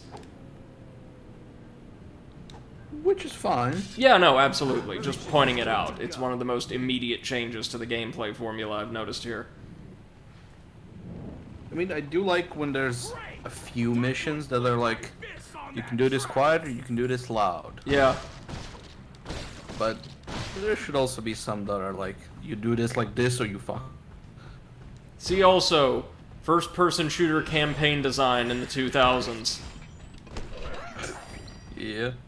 A lot of them are like overly restrictive, right? Like the modern Call of Duties and all of that. It's basically a cinema or one great big film set where you either follow the script exactly or you have to go back and do it again. Oh yeah, no, like the single players for Call of Duties are just like an extended tutorial at best, with a little, you know, cinematic flair, and that's Yeah. about it. Like you would get just as much content just watching it at like 1.5 speed on YouTube, and Agreed. there's nothing you lose by not playing it. Oh yeah, looks like Murray's going to have to take out some more cannons. Let's do this thing. Cannons out first. Time to drop some cannonballs on this problem. But you know what? You turn on that Call of Duty multiplayer, and it's still not that much better. Right.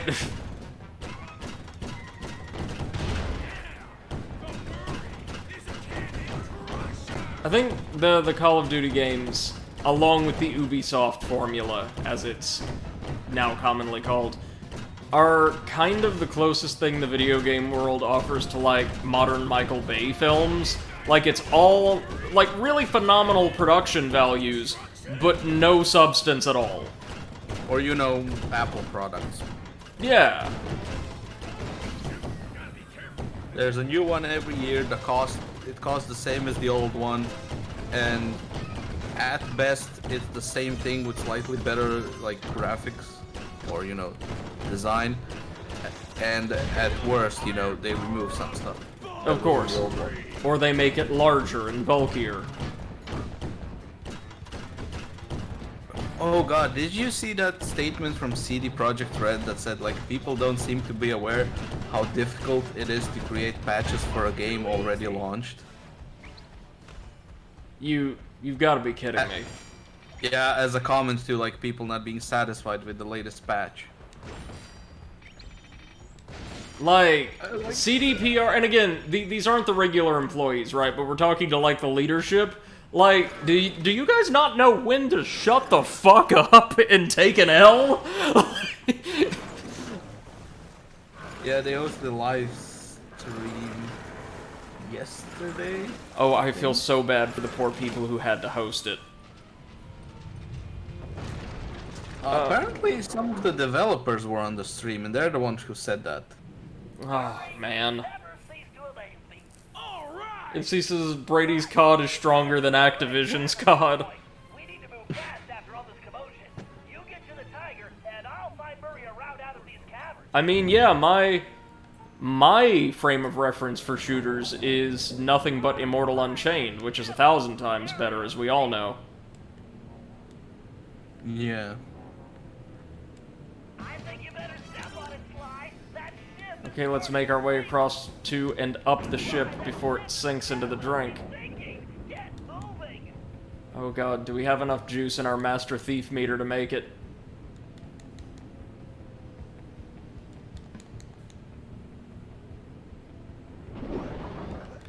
You can do it. And in fact, I can. Thank you, Time Stopper. You just, you hang out down there, Murray. We'll figure out a way to get you home, eventually. Man, this guy looks like Murray that time he won that burrito eating contest. That's a bad memory. I couldn't ride in the van for months. Although OMC says talking about your Blades character's COD. Oh yeah, no, that's a much better COD. However, this machine is using some kind Oh god, of would touch his brainwaves Potato, the dowsing COD is the greatest weapon ever created for a tabletop role-playing system. completely obscene bad guy kind of way. After the pimp cane, I would agree. I wouldn't mind having one of these to control Murray's appetite. Oh god, I gotta find a way to put that pimp cane into a D&D campaign somehow. Yes, you do. Might never come out of the I mean, the COD killed, like, evil, murderous, cultist pirates accidentally. Nice. Hold on, I see camels. Can we bounce up? Yeah, can we bounce up and maybe get a mask anywhere? Mask. No? Okay. That's alright. It's fine. It's fine. No, really, it's fine. It's fine. We'll just go ahead and hack our way into this, weird musk-fueled computer.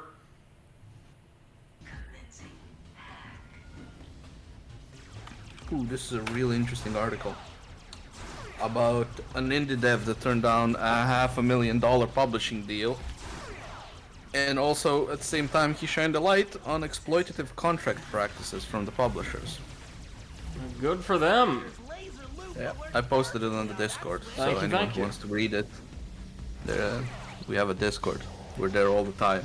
We sometimes talk, but we mostly just post memes.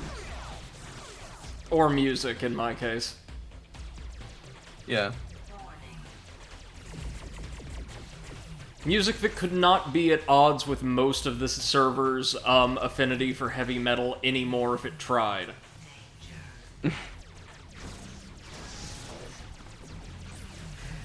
Okay, we've got the mini-boss again, the one mini-boss. With a lot of backup, but oh dear. There we go. Hacked it. Taking way more damage than I'd like, though. Don't worry, we've got shell code. As he says, Sly's exploding chair trick did far more murder. Oh, size. Sorry. MC says basically sent to assassinate an investigator, failed doing it the sneaky way, put a bomb in his chair in the middle of a packed dining room without anyone noticing.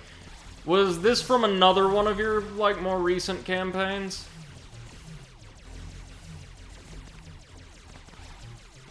Because I know that didn't happen in ours.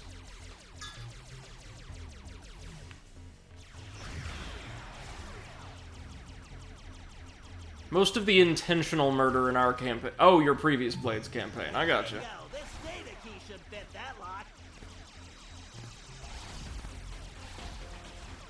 Well, the COD still takes it as far as intentional murder goes.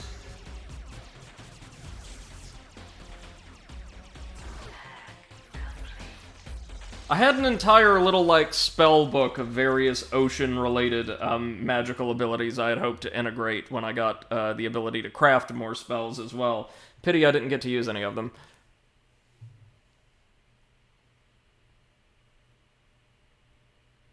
The next one would have involved a suit of armor or an independent golem made out of live eels.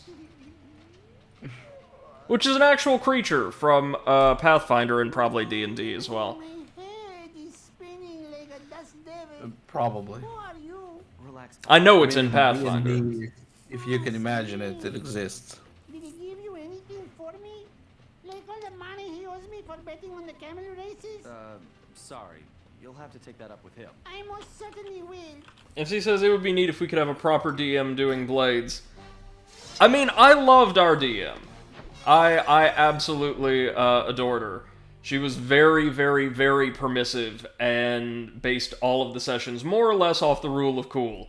Dice rolls and all of that were still very much there with consequences and all that, but there was not even the remotest hint of antagonism in her world design. It was as good a job as I've seen done with that particular role.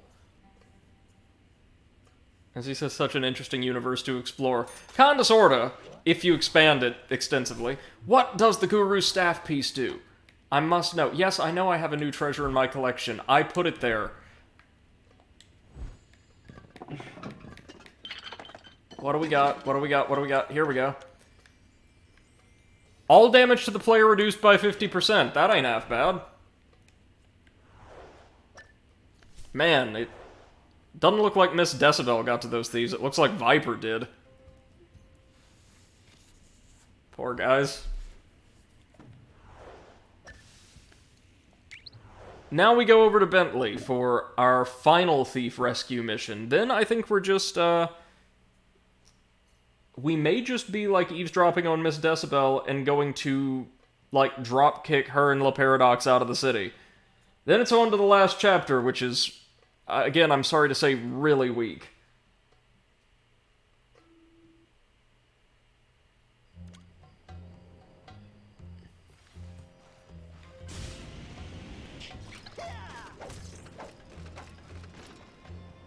Sly, this is going to get dicey. Security has definitely been beefed up. Those turrets are too well protected to attack directly. Ordinarily, I'd hack the security system, but that might take some time. Oh no, this time we're destroying turrets. Fine. There's no telling when Decibel might move the lion again. This may Turrets. be our only chance. So, what are you thinking, Bentley? I think we need to use some smoke and mirrors. Minus the mirrors. Meaning... I'll use the RC chopper to drop smoke bombs at... Oh, we're gonna get to control the RC chopper for maybe the only time in this game. Then, since Salim knows this city like It's got a pretty cool little redesign. It looks exactly like a cheap plastic toy you would buy at a dollar store, which I love for this kind of thing. Just make sure you get to a safe spot before the smoke clears, otherwise you're gonna be missile bait. Yeah, Bentley, don't worry about firing those rotors off right in Sly's face. That's smart. And she says, wanted to reveal that my character knew of a teleporter in and out of the city, meaning the barrier was totally useless. If you could have gotten away with it, yeah, sure, that sounds interesting enough.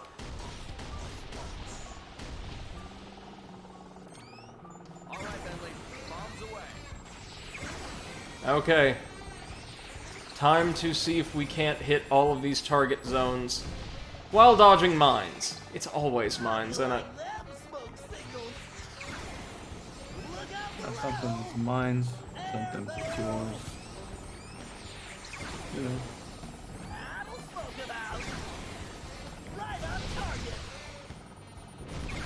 Maybe one more? Hold on. There's more to this mission than just this one little set of objectives. Of course. Okay, Salim, we're on. Follow me closely, and don't fall behind. Don't worry about me. I'll be right on your tail. The speed boost will get me out of trouble and away from enemy attacks. Okay, so we're gonna have to do this for each turret. Gotcha. We do this 3 or 4 times, I think. MC says the little bit of lore in Blades is that you can choose between prison and surviving the wasted, paying your way back in the city. See the political mess you create. Well, by political mess you mean destroying all of these horrible villainous factions. If you're half decent, anyway. Nailed it.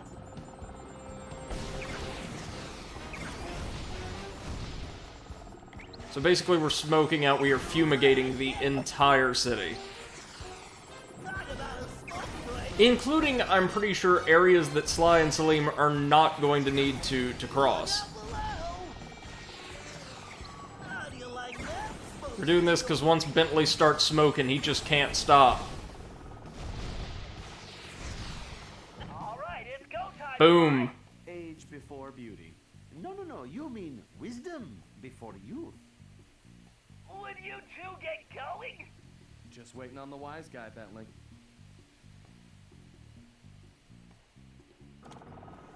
Alright, one more time, let's do this.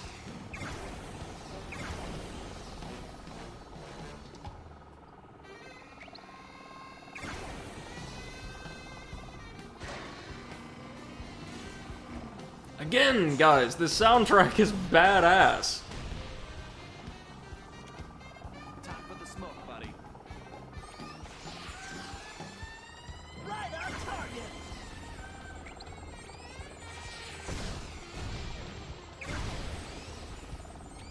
My glasses. Bombs away. Okay. Some of these targets are going to be a little bit harder to hit because there will be obstacles like those awnings in the way of our bombs. No big deal, though. We can still reach them That'll smoke him out. through the healing power of smoke. Talk about a smoke break. Oh yeah, right on the button. kind of mission that'd be perfect for like a Spyro-esque cross collaboration with Snoop Dogg. By the way, Potato, have you ever seen any of his Twitch content? Snoop's? Yeah. Some of it, like little bits and pieces. I saw has- the video where he comes home and notices that he's left the Twitch stream on for 8 hours. He does that all the time. He has no idea how to work any of the things involved with his Twitch He just setup. gets high and forgets. That outfit makes you a Well, he apparently for one time he didn't have any audio for months, so Wait, does he not read, like, chat? no. Close sesame. Oh god. So you got He says the best fun was still putting like our gang shack in the middle of our new building. Yeah. An office inside of an office. Decibel is really cruel. See, correcting that into a shack is just disappointing. It would have been more fun if it was a shark in the middle of a building. No, I was the only nautically themed character in a gang of 4, so compromises had to be made. This guy. I would love to have operated outside of the intestines of like an especially large shark.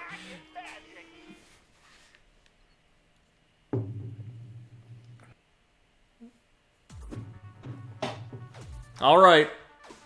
One more round of the old scrolling shooter here. It's still not difficult. It's still not that bad. It's perfectly functional.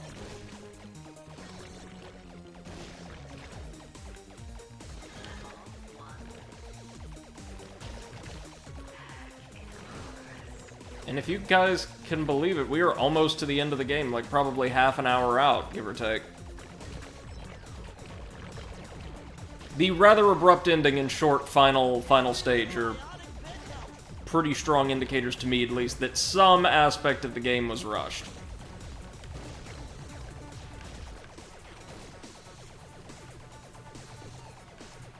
There we go. Now, avoiding all damage here is going to be a pretty tough ask, just because of the really tight quarters we've got to squeeze through. Like that. And the fact that a lot of these wall turrets are going to have perfect line of sight on us inside of these fairly lengthy, narrow passages. Ooh, that was close. Level 5. Level 6.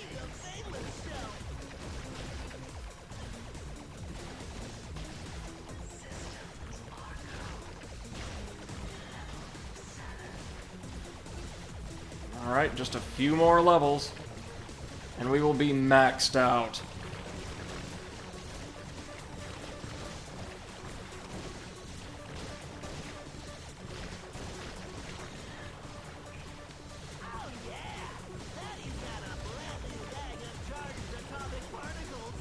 Almost there. Almost there. Come on, baby. Level 9. One more. I'll go ahead and... Oh, I thought I was going to grab that bomb, but I did not. We don't need it. Don't worry. Level 10. There we go. Turtle power. Turtle power.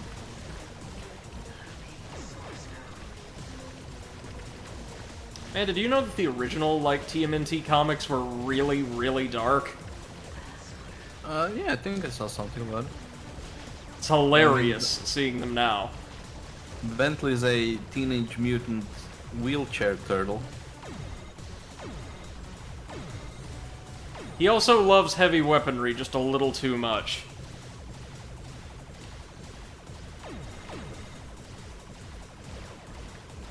But it's alright. Who in this universe doesn't, right? Okay. Yeah. Time for one more round, maybe one last round against the overclocked CPU. Oh, it actually hit us. That's a new development. Okay, it moves a bit faster and its attacks execute more swiftly in later encounters. It was overclocked better. Right. It was like super clocked now.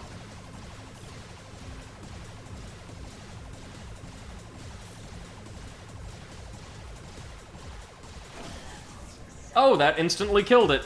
Alrighty, sure. Not gonna complain. Good job, Bentley. And this will rescue our third thief. Nice. Priming us for an assault on Miss Decibel's palace. Again, you'll notice there hasn't been a whole lot of a plot to this one. Again, because they're just setting up for the big finale. Which is a shame. Again, great location, and I feel they kind of waste it. Oh, I had a terrible nightmare. I was being charmed like a snake and could not break free. That was no nightmare, my friend. Salim, you were in my dream too. You brought me many delicious snacks. What is with you guys and all the food? I was about to say, all they do is talk about food. Don't worry about him. He's a friend who helped us. Understandable. In fact, he is my assistant. Assistant? What are you Did talking Miss Decibel just break up one of their ancient Arabian mukbangs when she arrived? Nice. Long day. Oh, and don't forget what's left of that device slide. I'm almost done with a little invention of my own. Like, can you believe half the stuff, like, YouTube mukbangers eat? Like, it's not even... It's unhealthy food, right? But it's in a volume that looks like it wouldn't even be enjoyable. No, that's like the only part. Like, I can understand, you know, you wanting to eat a bunch of stuff, but I don't know. I personally am a fat piece of shit, and I cannot eat nearly that much food. Like, I could try to force myself. I couldn't even force myself to eat that much. Right. Like, I feel like you could eat a bunch of light food, like relatively healthy food, or you could eat junk food, and either of those things would be fairly enjoyable and easily doable. Yeah, no, like, if I had, like, 10 friends with me, and then we could, you know, all eat a little bit of everything. Yes, to get to try exactly. everything. And yeah, sure, that's fine, you know. But eating, like, 40,000 calories in one sitting is just like, what the fuck? Like, the freaking, Elvis paved the way. No, the dude who played the mountain in Game of Thrones doesn't eat that much. No, that's, you gotta be Elvis or Nikocado Avocado to handle that, one or the other. And those two are basically the same thing. So... You know Nikocado is an actual, like, professionally trained musician? I did not know that. Yeah, he's a violinist, and I've heard him, having grown up in a home with, you know, the violin, and he's pretty damn good! Oh, he plays the violin. I thought maybe he played the pants shitter. Couldn't even come up with, like, a name for it, just... I mean, I guess you could call it the poot flute. There you go!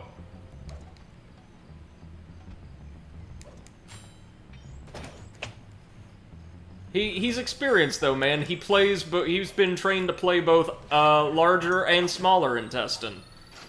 That was a good one. Thank you. Poor guy though, seriously. Like, I feel bad for people who, I mean, yes, they're making the decision to make that type of content, but they also feel like that's the only way they really can, you know? Yeah. If you're talking about someone like him, based off of the little clips of video we've seen, dude's genuinely entertaining when he's just being himself. Yeah, like, maybe, you know, I could do it once, something like that, and then, you know, for the next couple of months, you don't need to eat at all. I could see people doing it, like, as an annual thing on their channel or whatever, right? Like, oh, we're gonna be trying this kind of food this time around. Yeah, like last time I got fucked up by eating a ghost pepper. Today, I'm gonna fuck myself up by eating more food than I weigh. No biggie. Except there's so many channels where that the latter is all they do every day. Yeah, it's like, what the fuck? How? I mean, I know if you eat a lot, your stomach, you know, will expand. Sure, yeah. What? It's more food than there is you. Okay, 1 minute. Yeah, okay, I'll just start up this next mission. All right, Salim. I've disabled the security system in the village, but Miss Decibel has retreated to her so we can plant a bug and find out what's going on. However, my schematics show the building is heavily secured, and it appears only someone with your climbing ability can gain access. I do not understand. How will putting an insect in there tell us anything? At most, it will just annoy her. No, not that kind of bug. This is a small device that can transmit sound, so we can listen to her conversation. Oh, does it also bite? Look, don't worry about the bug. Right now, Okay, I'm back. find a way in Welcome that's back. ready so you can let me in. I'll take over. So we get to play as Salim for a very brief moment here as we try to let Bentley into Miss Decibel's office here in the large central palace, where he's going to use a combination of rock music and general frustration to distract her to the point where we can plant a bug in the office.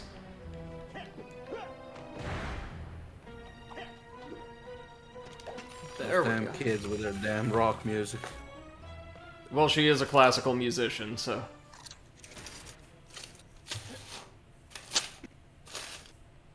Not a very good one, according to the game's lore.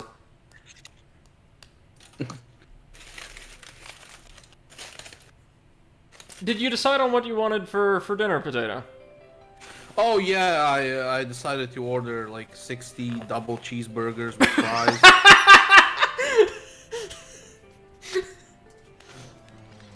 And that's just for hors d'oeuvres, you know. I'm also, for the main course, decided to order just, you know, like one whole pig roasted.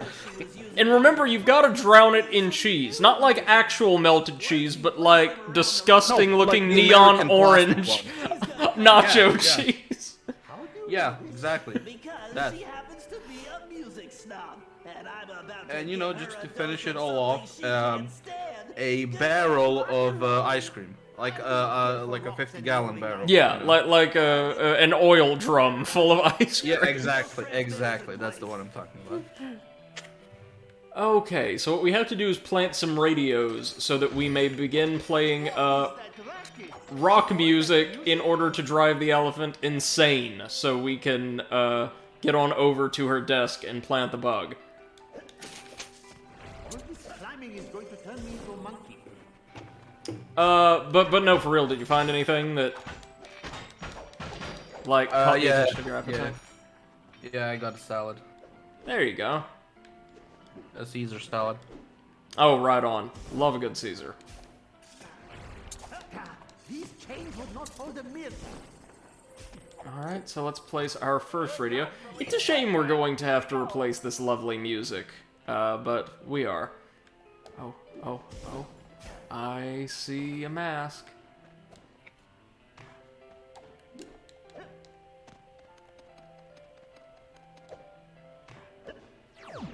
There we are. I love Salim's carpet. It is such a wonderful replacement for the paraglider.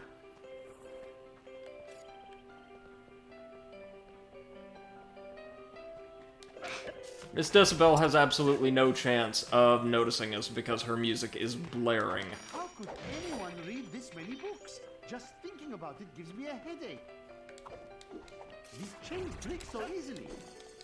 Maybe I need to go on a diet. There's radio number 2. Transmitter. Yes, there is always one more thing with you, is there not?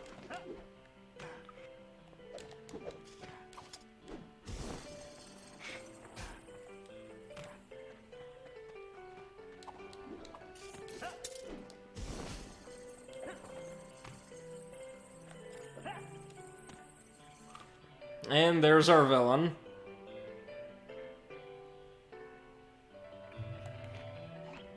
You can barely tell, but she's actually got a trumpet lodged in her trunk that she uses to hypnotize people.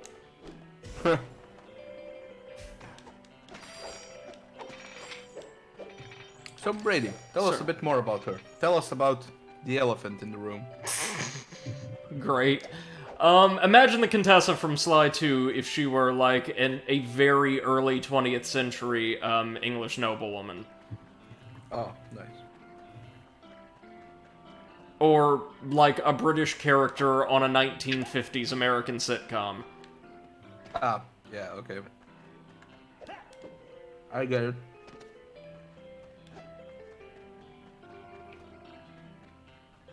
Okay, so we need to get under here to find our last spot. Here we go. After Salim sets them up, it's up to Bentley to actually activate our radios. Why did my skin have to be climbing? Why not sleeping? Oh, there's actual, like, echo and reverb in this large open chamber when the characters speak. That's pretty good. Never noticed that before. Perfect, Salim. I'll take it from here. There. I hope you are happy. Please, just tell me there are no snakes involved. Once I activate those Game's got a ton of little technical and aesthetic details. I love it. dancing to a different tune. Now all we have to do is hit each of the radios with darts. Easy peasy, especially for somebody like Bentley, who just knows the way of destruction all too well. Back, you pest! Oh, hold on. We don't get to use any of our special darts or bombs this go-round because we need to use these quote-unquote transmitter darts, which are just Bentley's regular darts, I believe, from a gameplay standpoint. So let's just blow our way through the tunnel here. Transmitter's in that corner, but it's blocked, huh? I need to find a spot where I can... And we want to fire our darts every time from these large green books that inexplicably have a circuit pattern and a Bentley logo on them.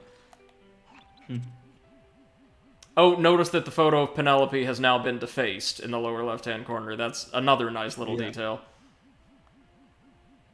Where's the radio? Ah. Bingo! Right on target.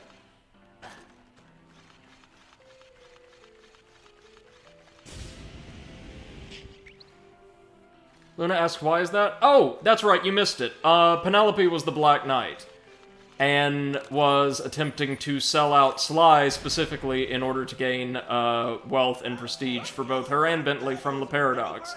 Weird conflict with her characterization in Sly 3, but she didn't get much in Sly 3, so I'm cool with it. It gave me my requisite massive mech battle in, like, a mascot-driven franchise title, so I'm all for it.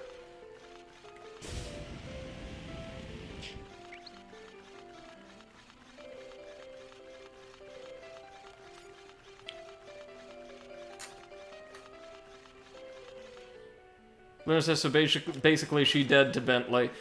Seeing as how he, like, rendered her immobile after beating down 2 of her giant mechs and left her stranded in 1306 or whatever, yeah, probably. Okay, let's avoid the hole we blew in the floor this time. If Dark Souls has taught me anything. I can hear something scurrying around. That's the one thing that'll get her attention. Detonating bombs on these massive pylons. And as soon as the music resumes, we're good.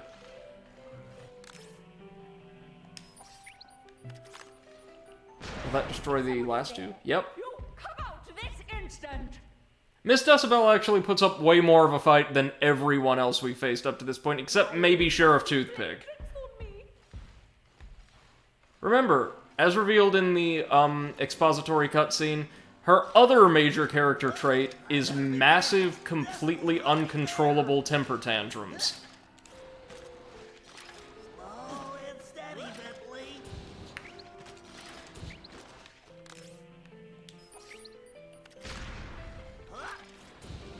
Luna says, wow, yeah.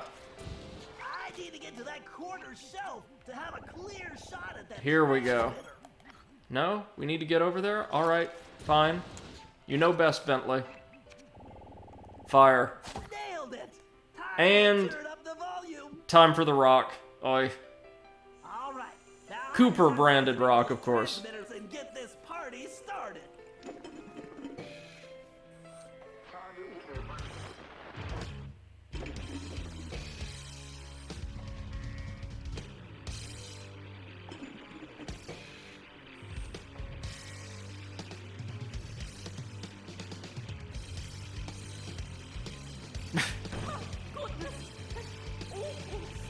So we get a ridiculous rock cover of the Sly Cooper theme.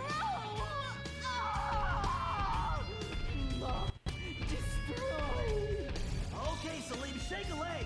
Plant that bug. It's the exact reaction I have to Bro Country and most metal, by the way. She is making the ground shake like an earthquake. I hope your plan will work. Otherwise, I will be flattened like pita bread. I'm a music snob and I know it, so... All we've got to do is make sure we don't run into Miss Decibel and plant the bug. Bug in that statue of her boyfriend. There we go. And now I think we might be ready to take her down. Right, stand fast. And that is all we're going to see of Salim Al-Kupar, for the most part. Unfortunately. What a guy. And after this, I do have a special project for you to fill in the remaining time on our stream. Yes, indeed. Provided I can get it all working properly, of course. It's another PC game, so... Oh, Carmelita does have one more technique, but you know what? They're expensive and we can't afford them. So, time for, what I think is the operation? It doesn't title itself as such, but all rolled up, I think this is the last mission. I could be wrong.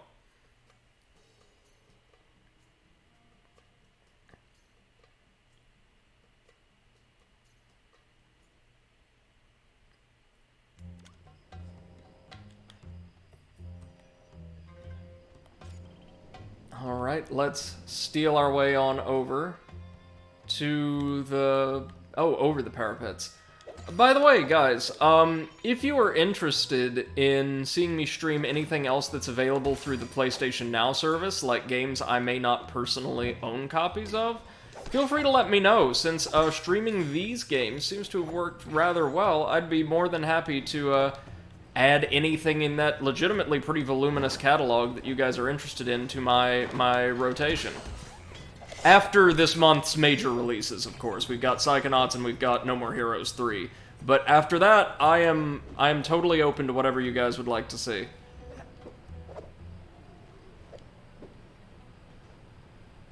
And there's some good stuff there. There's the beloved action platformer Puppeteer, which I never got to play. I'm thinking of streaming that. And yep, here we go. For our bug in Miss Decibel's office, we now have all the information we need. It appears she has been producing counterfeit documents for La Paradox, creating a false family history that will make him an esteemed member of royalty in the present day.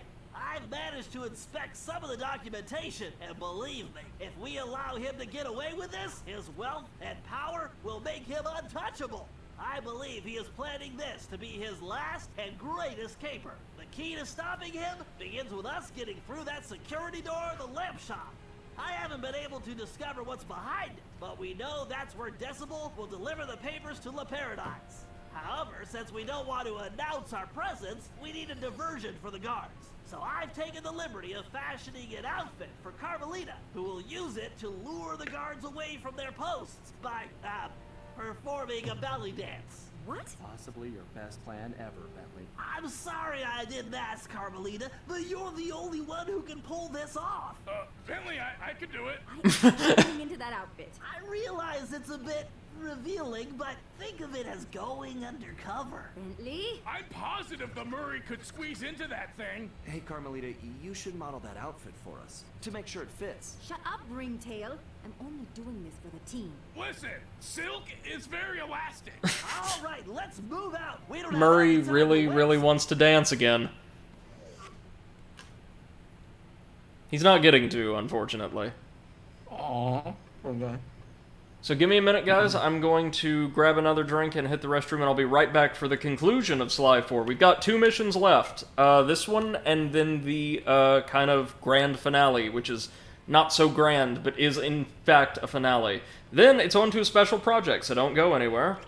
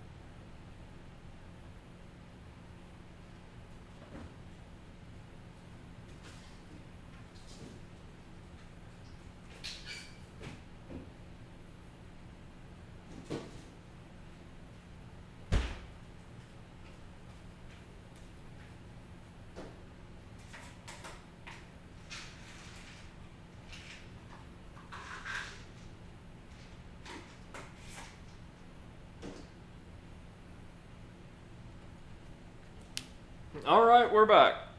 Thank you for your patience. And it is time for us to dive into the assault on the lamp shop. And also the water, apparently.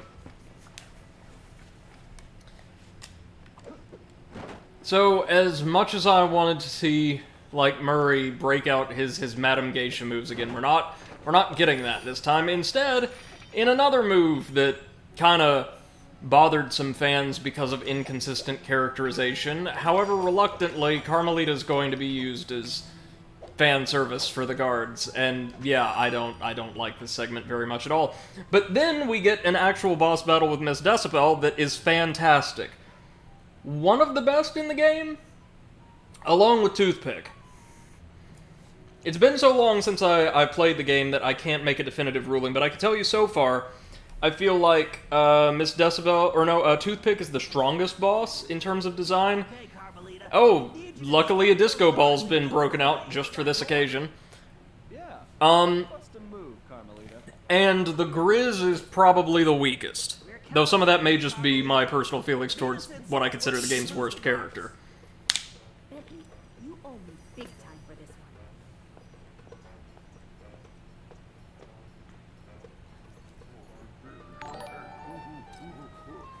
Hey, you big apes! Hey, Jose, welcome to the stream. Thank you so much for following. Appreciate you. Good evening, and I hope you're doing well. Thanks for joining us. So what we have here is another rhythm minigame. Just like the ones we did in Chapter 1, and as a part of the Grizz's boss battle in Chapter 3.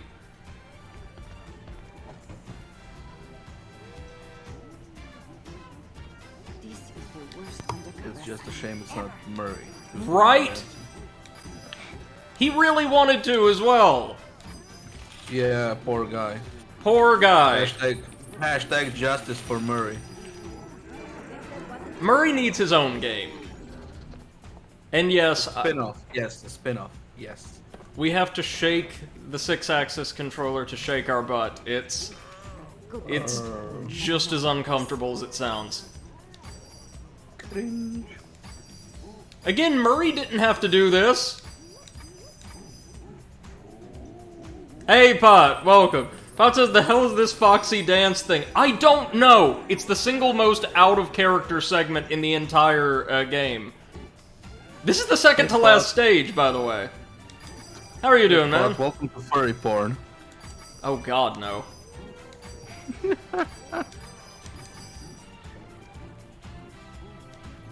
I give my audience what they want, but not if it's that.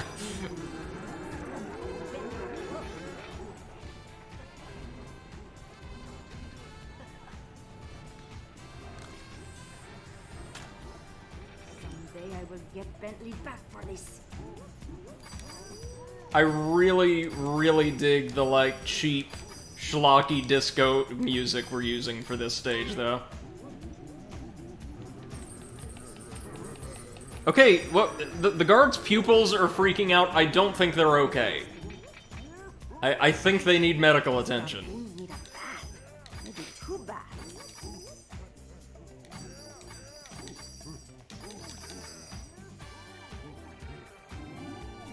Could we honestly not just kill them? There only looks like there's 4 of them.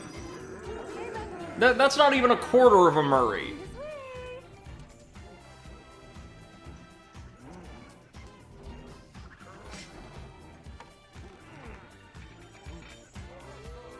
Come on. How many Cooper gang members does it take to open a door?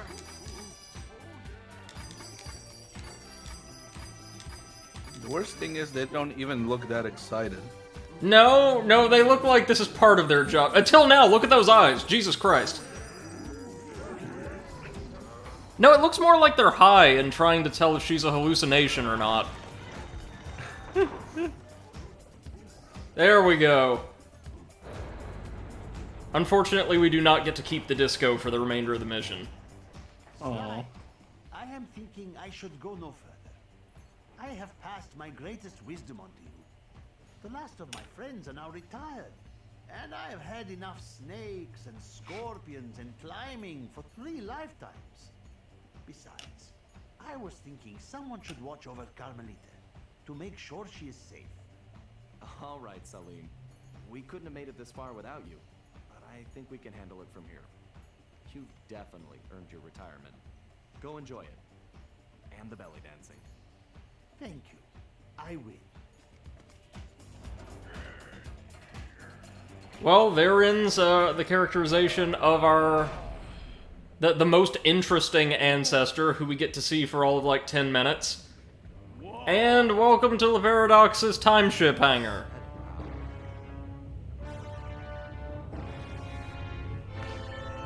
Based in 1001, for whatever reason. Definitely more than I was expecting. An underground... Looks exactly like a villain's lair from a classic Bond film, doesn't it?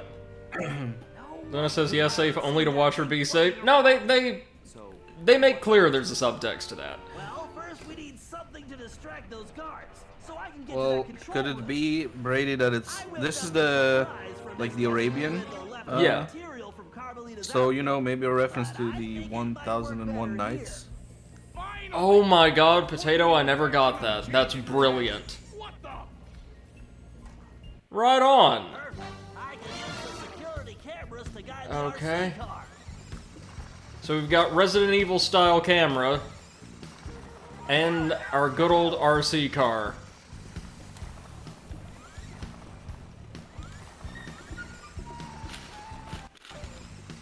So we've got to go distract the guards, right?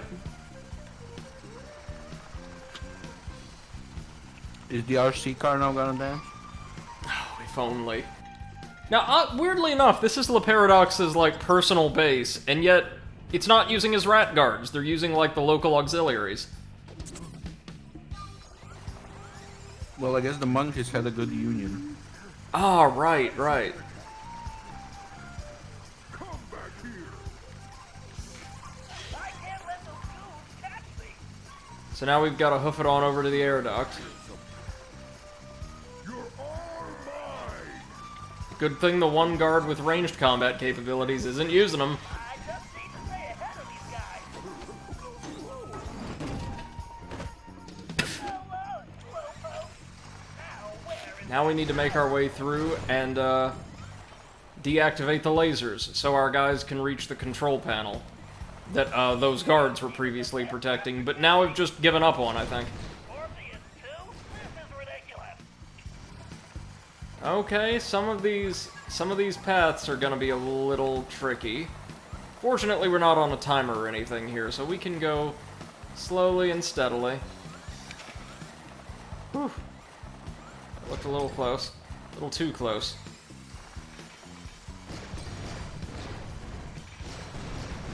The only real threats in here, aside from the lasers, are scorpions. Because, of course. Well, it says, really, Brady? Even in the beginning there's a reference to 40 Thieves, as in Alibaba and his 40 bandits. Well, no, I got the 40 Thieves references. I just didn't think the entire thing was a call-out specifically to the 1001 Nights. Or the Arabian Nights, as the stories are often referred to anymore. Or were back in the day, one or the other. I thought it was a way more general shout-out to prominent works from Arabian fantasy and not just like the one. But, that's fair.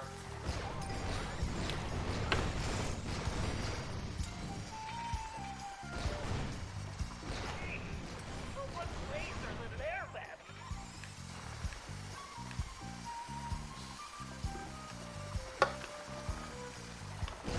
Again, our soundtrack is kicking, Come in handy here. and our turret is licking. Send this cell back to the Batmobile. Oh wait, we do have the boost again. Never mind. We now have the boost.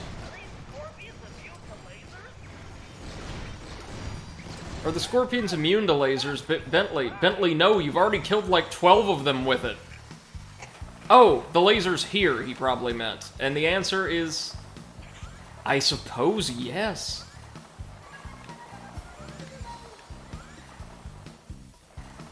Let's play this safe. We're almost to the end now.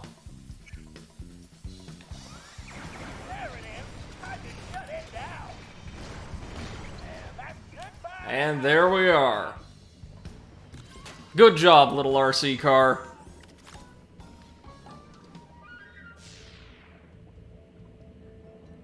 Now we've just got to make our way to the blimp and we can take on Miss Decibel. All right, the coast is clear to the control room. I'll have to hack the controls to open that gate. Time to show this security system who's boss. Time for not our last hacking mission. I'm pretty sure there's going to be one or two more in the last stage, but we're nearing the end.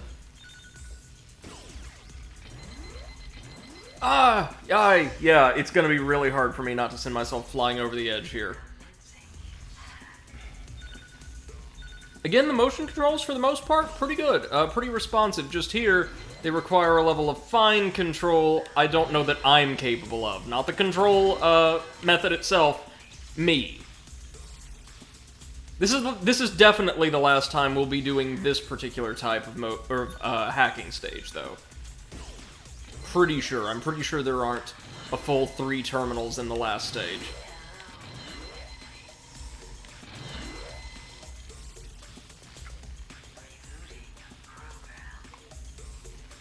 The last stage has a really, really cool... Oh, fuck. Oh, no, we made it back down. A really cool conceit. Like, a nice central concept that's pulled off in a spectacularly lackluster fashion. Oh, God. Jeez, it's like a pinball machine in here.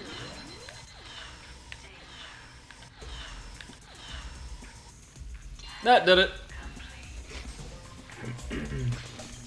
The last stage shouldn't take me more than like 20 some odd minutes. I don't think. Again, I have fuzzy memories. I distinctly remember it being a little bit of a letdown, as are most of the final chapters in this franchise.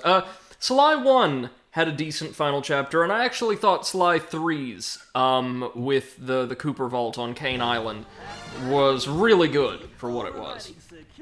But this is going to be our last fantastical setting, our last great boss battle, all of it's right here. Out in 3, 2, 1, yes.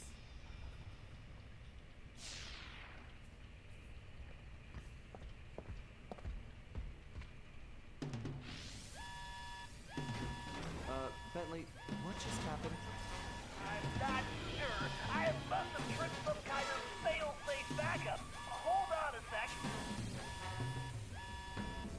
Murray, we can't wait on... Alright, well, to destroy lasers, you know who to call. Oh, here come the rats. Serious. Murray, remember to use the circle button to stop... We hardly ever get a chance to pickpocket them, but the rats actually do have their own unique set of treasures.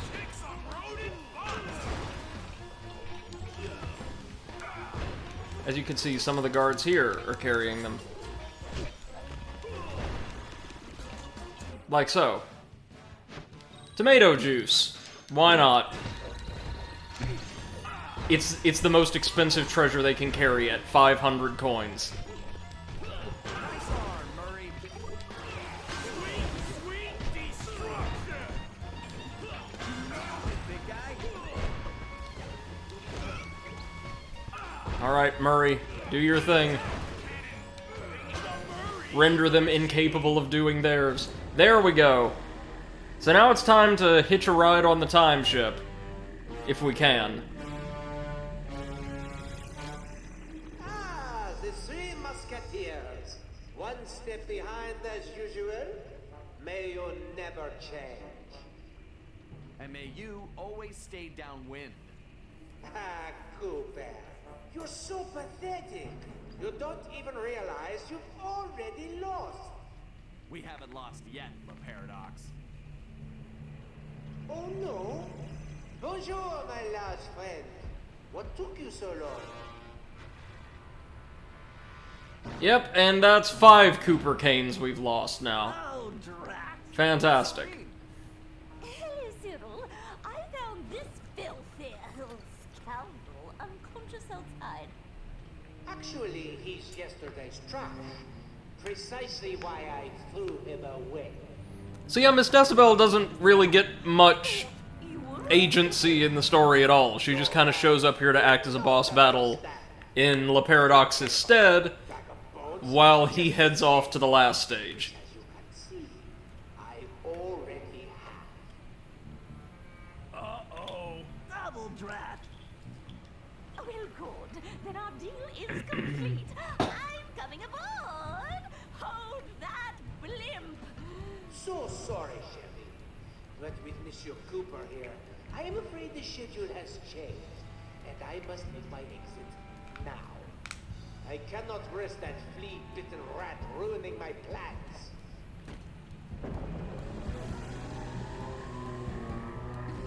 Now let's see how well I do with this fight, because it has been years and years, and I don't quite remember everything I have to do. I remember her fight being, compared to a lot of the others anyway, pretty complex. Wait for me. He's got the cane! He's got the documents! Sly, if they return to the present and Paradox establishes a royal ancestry for himself, all of our futures are in peril! You've got to stop them! Actually, I'd argue Sly's future's been in peril the whole time, since his ancestors have been variously kidnapped, scheduled for execution, all kinds of nasty things throughout the entire game. You've got to stop Nah, that it's fine, don't worry, bud. I'm on, like steak on a skunk. Hello, Cooper. How do you like my new toy? So yeah, we don't even get like a proper introduction to all this. We're just fighting her. And La Paradox is talking in her stead for most of the battle. I will orchestrate your demise. Why, those containers look fragile. You'll need to find a way to get across before they break. Was your music teacher deaf by any chance? There we go. This is your funeral march. Oof. Okay. Oh, but she stuns herself really easily, in Phase 1 anyway. And he says how to win Sly 4 in a hot minute. Just throw a cane into the ocean. Right? I forget what exactly he wants all of them for, but there's a reason. Now we have to do a little bit of rail sliding magic. The band plays on, eh, Cooper?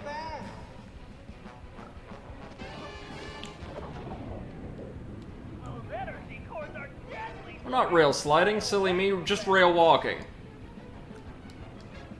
She actually makes great use of the costume we acquire in this stage. Cooper.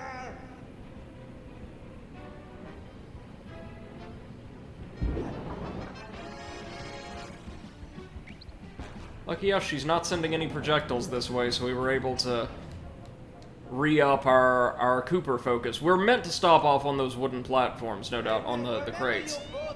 Okay. You're so entertaining. Here we go. Oh, she's lightning fast. And this'll put her out of commission. Do we have to use our ability to avoid taking damage there? We might. Yeah, because her attacks are coming out a little too fast for us to reasonably dodge, I think. This hard. When you're dead. As you could tell by her health meter, Miss Decibel's fight has quite a few stages. I can hardly wait to get my hands on your cane, too. Let's go ahead and cut this.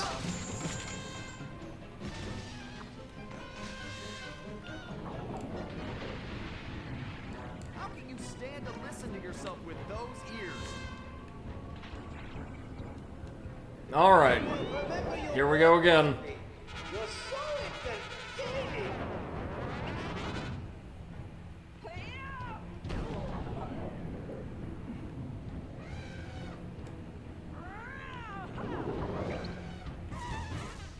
Oh, now she's going to turn into some kind of musical mortar. You need to defeat that little rodent.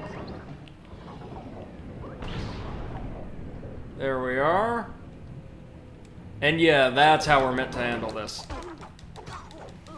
She's down to half health. And is it time to run along the music ribbon again? Why, yes it is. It's a really cool fight, isn't it? Yeah. It's an interesting mechanic.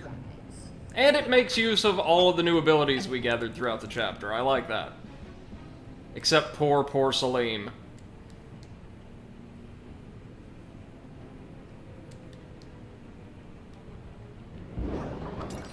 stop off here and let our focus recharge. Oh, what? I was not aiming for that section of the ribbon, as you probably could tell. Wasn't really any good way to aim ourselves, though.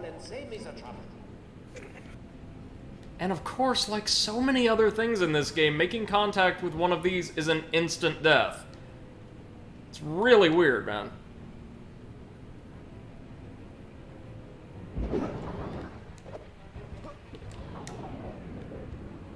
Alright. That should do it.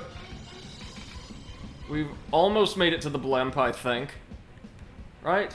She's quite a musician, isn't she? There we go. Now we should be good to get to her.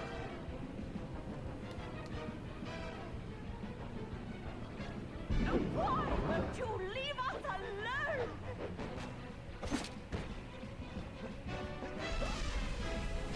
Now we're on the blimp. Excellent, I think. You little flea bag!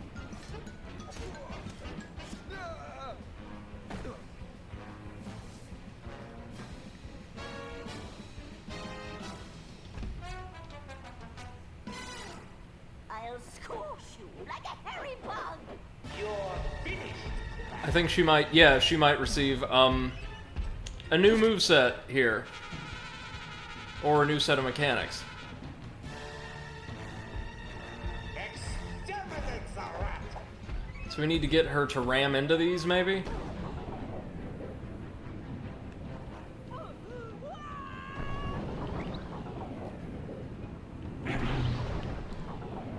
Nope. Oh, we beat her down, then she'll charge, or what have you.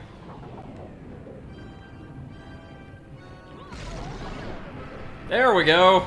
It's ridiculous. It's right in front of you. MC says I get why you really liked Hand of Fate 1 and 2. Oh?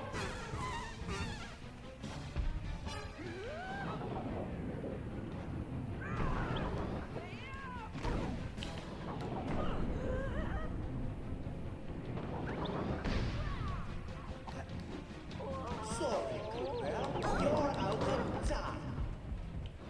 Okay, hold on. We've got to angle her just right. Use the radar digits to zap her, Sly. Take Cooper. One more and she'll be done. Jesus Christ, she can take a lot of punishment, can't she? You're out of MC says original gameplay that feels different and well executed. Well, yeah, in part. But I also really, really like the, notion of lots of little tiny missions that you can complete to unlock brand new stuff. Big, big fan.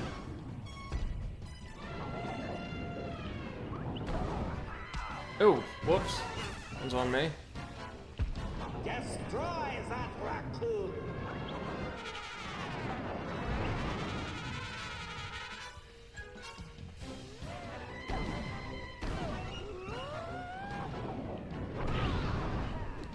Alright, that's got her. And that's all she wrote, boys and girls. Chapter 5 in the bag. No, GG. Thank you. Do you see what I mean about pacing, though? It kind of feels like the entire chapter setting and story got thrown to the side in the interest of showing us a rather boring skunk and his army of rats. Yeah, it's a similar issue that I don't know if you played Diablo 3. No, Or but seen I've seen it. I've seen it.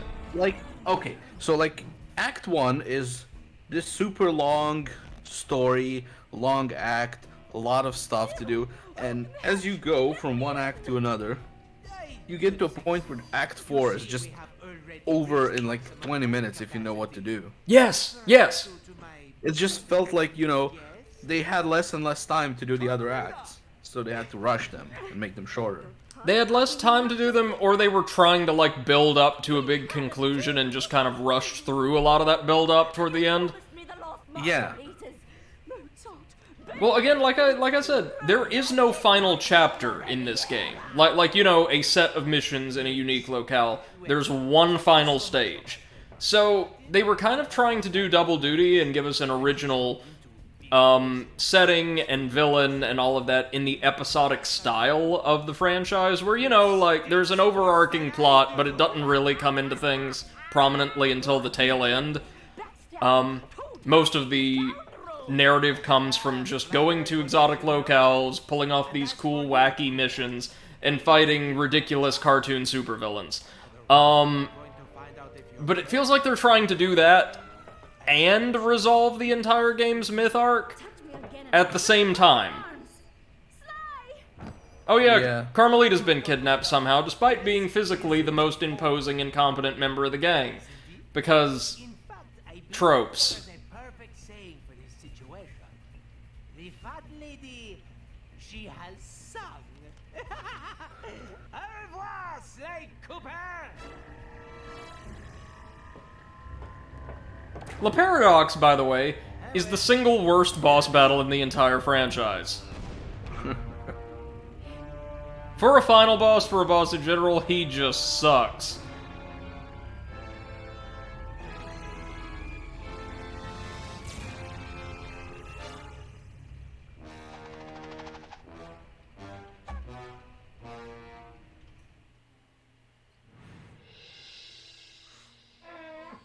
We may have stopped Miss Decibel, but it meant absolutely nothing. We were on the ropes. Le Paradox had beaten us every step of the way, and he held all the cards. Carmelita, my ancestors' canes, and now... Luna asks, so the game is finished? No, there's one more stage. A singular mission where we fight Cyril Le Paradox. He was freaked out and yelling about having to boogie down in Skunk Town. So as usual, his words made little sense. But the message was clear. We had to get back home fast. We may have been down, but we definitely weren't out. There was too much. Dear God, why did they not make Dimitri a proper, like, playable character out in the overworld for this one? No matter how, we would make things right. Or you said it. Roared back Dear God. to Paris. I knew we were Right, or Dear God. our lives.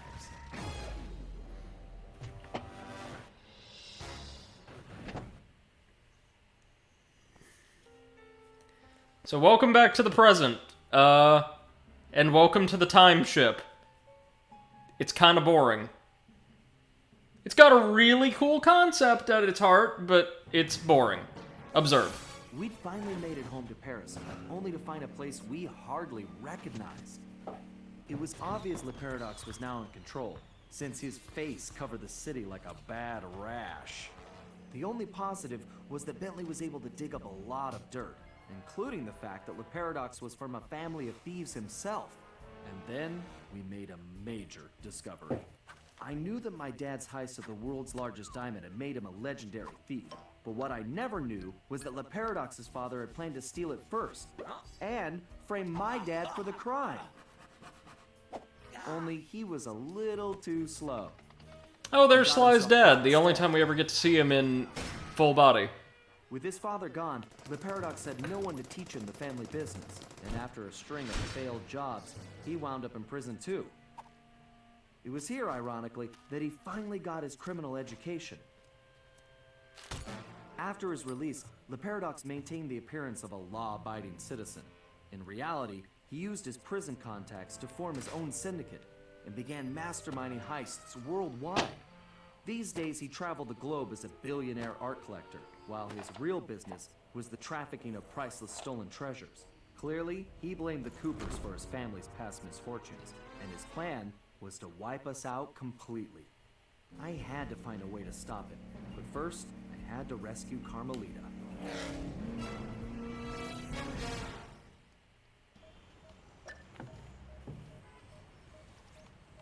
So yeah, we're in the Cooper Gang's actual hideout. Observe the bizarre framed portrait of the Guru in the background. Any other goodies around here? No? Oh, Dimitri isn't even here. A pity. But alright, it's time for our last mission. After we buy a couple upgrades, of course. Oh, and the coins here have Le Paradox's face on them, because, you know, why wouldn't they?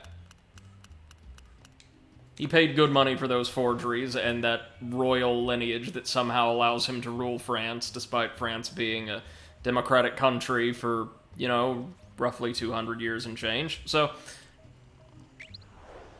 I mean, all you need is a couple of tanks and they'll surrender.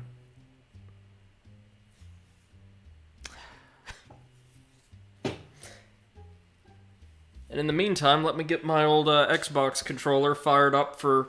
Can probably give you at least 30 minutes of the side project after this.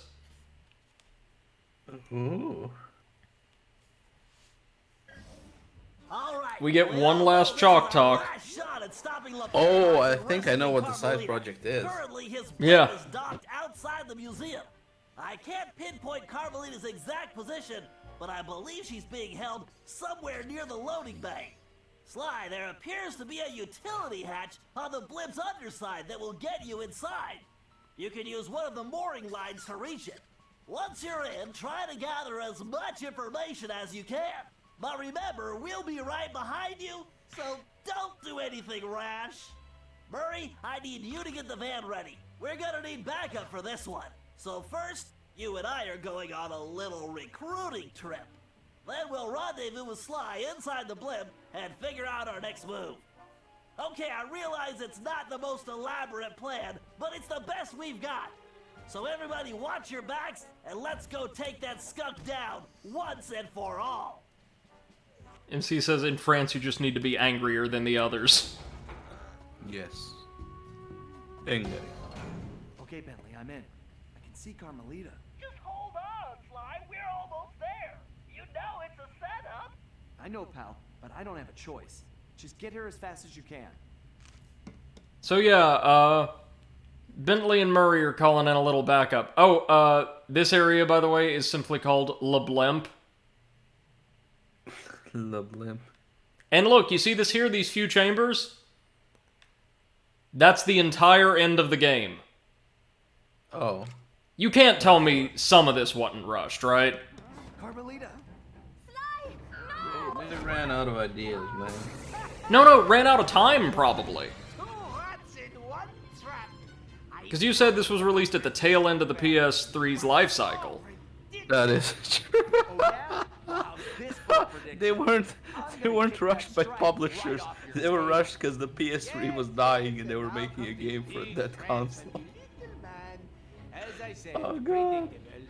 Let us out! You afraid of a fair fight, coward? No, I don't think so. I have something special planned for you two. It is, how do you say, a going away party. So the time ship itself looks gorgeous on the interior, but look, we now get to see all of the ancestors working together to save Sly, which is awesome. Be able to repair the damage LaParadox has done. What about As we also recover all of their canes. For now, Murray. It would be great seeing the whole family work together for like an entire chapter, would it not? My readings show your cane Yep. is somewhere in this room. Okay, so first things first, we've got to get our paws on Ryoichi's cane. MCS, I wonder if they could have made it a PlayStation 4 game. If they had the support from Sony, man, they could have. But I have a feeling since this was a bright, colorful mascot game released in 2013 for a franchise that had been dormant for a while, they probably weren't getting much more support than was initially offered. And that's evident if you look at Sly 4's marketing, which was abysmal. Yeah. Red Troopers at 12 But they o'clock. could have remade it and re-released it on the PS4. Oh, of course.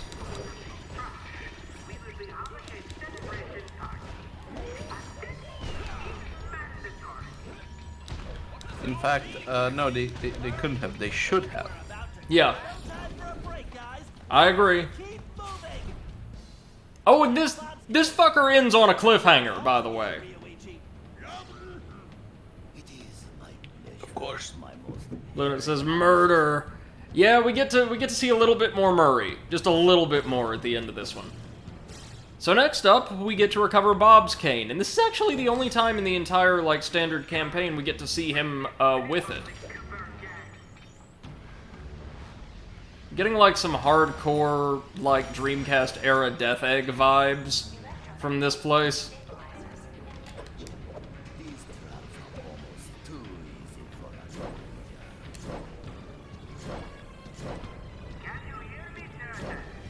Easy, easy, easy. Gotta dodge the stank. There we are. Oh, and look! The entire area is covered in ice and the containers from the Gangathal Valley. Other relics brought back, I would, infer, from Bob's time. That's not a half-bad touch of theming, if we're gonna be honest. Great! Wait, Ryuichi, I'm picking up an energy field shift centered on you! Yes, I sense it is my time to go. It has been an honor meeting all of you. Sayonara. And now they go back to their own timeline, just as soon as we don't need them. Abnormality is correcting itself. I do like that we get to play as each ancestor in succession, but not that it's for a stage that's, you know, serviceable, but kind of bland.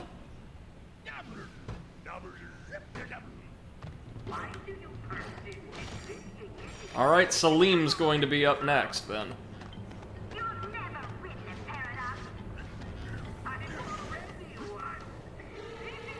Just one more quick little climbing section with our guy, Bob. Your determination is impressive, but ultimately pointless comparison. Your determination is impressive, but ultimately pointless comparison. What can we do, Bentley? We can help the ancestors get their canes, Murray, as fast as we can. Let's see. Slow down, Bob. Almost there, alright. How do we drop down again? R1. R1 is how we do the quick drop. Like so.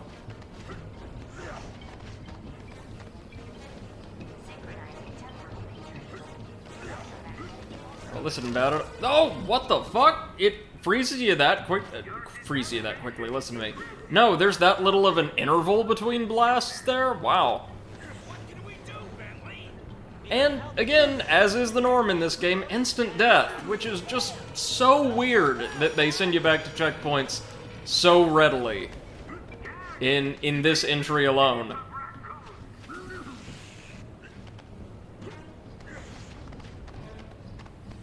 It's a Souls-like. Not that I... Oh, you mean a Metroidvania. A slides-like. A slides-like. Well, no, we're getting keys to open doors, so that means it's a Metroidvania. The hell? No, and again, I don't mind this. It's just like, well, what exactly is the purpose of the health bar if it doesn't matter over half the time, you know? Home now. Yeah. Watch out for those penguins.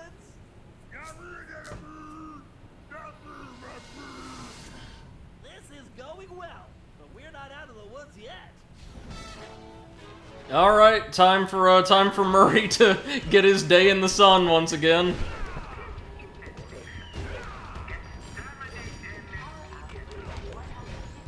Which here, of course, just involves grabbing and tossing a bunch of guards until they all explode. We have to keep pushing. That was easy. Salim, you're the only one who can reach Gallus Cave. Forsooth. Alright, so we're gonna go Salim, Galluth, Tennessee. Again with the climbing? This course looks a little more treacherous than the last couple. Get going, Salim. We've got some So, climbing to do. MC... Oh, shit, why do I keep running straight into the poison gas vents, which are everywhere here? MC, you're our dev expert. Weigh in here. Since you've seen a good deal of this playthrough, does it feel like the last couple of acts have, been victims of not like really heavy rush or crunch, but certainly that they were rushed? Like, not entirely, but certain elements were probably complete and they had to wrap them up or fill them out a bit quicker than they would have liked. Alright, there's Galluth's cane. So it's time to get ready to launch ourselves. Very nice, Salim. You've definitely earned your retirement. I salute your excellence, Sir Salim. And he says nothing at all. He just nopes out. Chance home safely. We need to press on.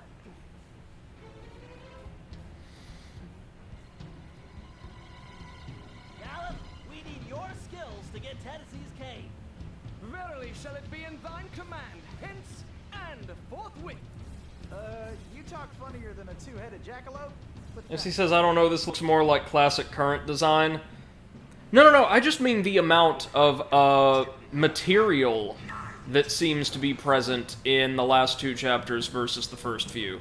It seems like, a lot of the content in the first, like 3 or 4 chapters was more unique and more deliberately designed, and they kind of had to fall back on some old tropes for the last bit. MC says, players don't end games as a bit of the modern design mentality. Oh, I see that too, I guess. No excuse to phone it in at the end, though.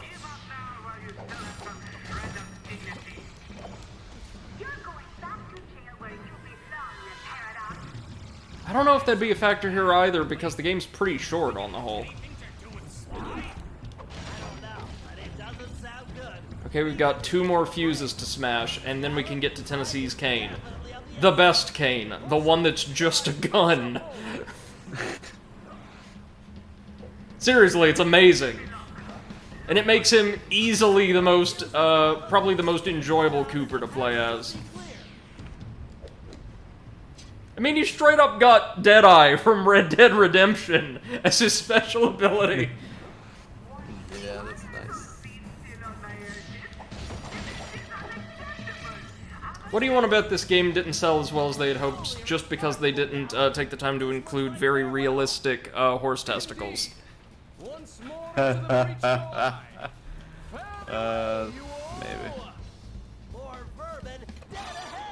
As he says, so maybe a bit of rush and also trying to release before the death of the console, but it could also just be a quick ending.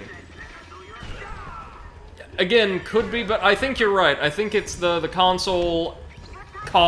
the end of the console's lifetime causing more rush, maybe, than studio leads would have been comfortable with. One of those rats is just on the ceiling, just hovering on the ceiling. How do we... Don't tell me it glitched out now. And Tennessee's chasing his own tail. Well, this is great. Apparently the game sold... Oh, there we go. A little north of 500,000 copies worldwide. Yeah. Which is terrible. Terrible. Also, it might just not be there's no numbers at all. Or might not be info here. But apparently it didn't sell a single copy in Japan. I don't believe that. Yeah, they might not have all the numbers. But I will tell you, as I've said many times, the extent to which Sony went to market this thing was, like, shameful. Non-existent, really. Yeah. I mean, there's an others category, so it might just be that they grouped them into that. But yeah, like, the first, I guess, week? That would be, or month? I don't know. It sold 118,000 copies total. Yeah, nobody even knew the friggin' thing was coming out. Yeah, that's horrible. Only if you were like a hardcore Sly Cooper nerd or stayed plugged into things like, you know, Game Informer, Destructoid, would you have any idea. The kid is back in business. Hurry, Tennessee! It's all up to you now. And even though critics weren't as kind to it as they were to Sly 2 and 3, which I don't really know why, it's not like it got bad reviews. It got really good reviews on the whole. Yeah, oh, and the PS Vita version sold about 270,000 copies. MC says basically sold as well as Hand of Fate 2, which, yeah, that's just shameful. I want to see... Slide 3? Find those. Looks like our goose ain't cooked yet. Oh yeah, Slide 3 sold 830,000 copies. Which, especially when you continue that the market wasn't as large back then, that's pretty damn good. Nice shooting. Yeah. Now let's find Sly. Okay, it's final boss time. God help me. I'm going to throw you and all your Guys, I'm going to reiterate, this is my favorite Sly game. It's one of my favorite games from the PS3, in fact. But this is just sad, what we're about to see. Just think of it as the most romantic coffin ever. Don't count on it, Paradox. Ooh, and Sly 2 sold almost 2 million This time, I copies. think. Look at this. Nice. I would assume the dip in sales is because Sly 3 came out so soon after the second game. Friend Penelope developed before her Possibly. unfortunate failure is very much like the time machine, no? With one important difference. From here, I have the control over where you go. And she says, shall we convince Potato to play both Hand of Fates? If he wants to, sure. They're a good time. Cheap. Bouncing through time, You could probably get through them both inside of a few streams, if it's something you're up for, Potato. but either way, Possibly. never have to see Put it on the list. irritating faces again. You think this thing can hold me? Just wait until I get out of here. Getting your platinum trophies wouldn't be that hard, I don't Why think. the ancestors? Why not just come after me? What's the deal? The deal? The deal is you, Coopers. You destroyed my father, and you almost got me. Wait, is that like a deck building game? And when I Not exactly. Well, kind of, sort of, yes. You play... It has, like, when you're actually in control of your character, Batman Arkham-like combat that's, you know, basic but really smooth, for the most part. And you build a deck of different narrative encounters, which include gameplay segments, games of chance, pure narrative, like branching dialogue paths and all that, with their own objectives. And you get to construct a deck of encounters yourself that are mixed with a deck of typically harder or unfavorable encounters provided by the game's dealer, who also serves as the narrator, and try to make it to the end of a series of dungeons, in the second game, each of which has a unique setting and series of objectives, to fight a variety of bosses, unlocking more and more encounters, equipment for yourself, enemies to fight, by completing certain challenges, certain cards, under favorable conditions as you go. So you're constantly unlocking things. This whole blimp could disappear any Okay. second. Right, so there's no time to argue. Just And the game's also pretty good, the second one more than the first one, at letting you calculate risk versus reward in advance pretty... Oh, hold on. It's the boss fight, hold on. how would you know? Let's just chase La Paradox around his rather cool-looking throne. Oh, so a fun little fact about the game. Look at ending this. in Hold a- on. Sorry. Just look at this. Yeah. This is the final boss.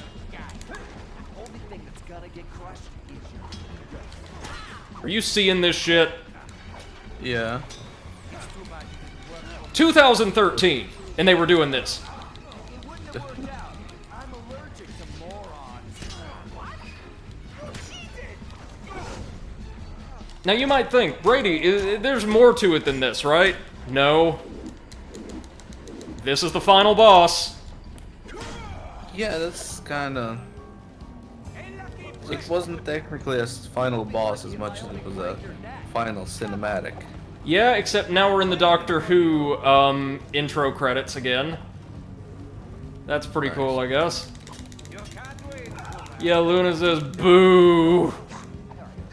Yeah, this is awful. I love this series, I love this game. I'm not gonna try to defend this. This is shit. And after they gave us 5 phenomenal bosses that all integrated a more diverse range of mechanics than did any of Sly 2 or 3's bosses, which again leads me to believe some of this had to be rushed. It had to. They probably had something cool dreamt up originally where Sly would work with all of his ancestors or all of the costumes to slowly dismantle this machine we're riding on across multiple different eras, but no, this is what we get. Sly, do you read me? MC says deck building, roguelike, Arkham-style combat. Yeah.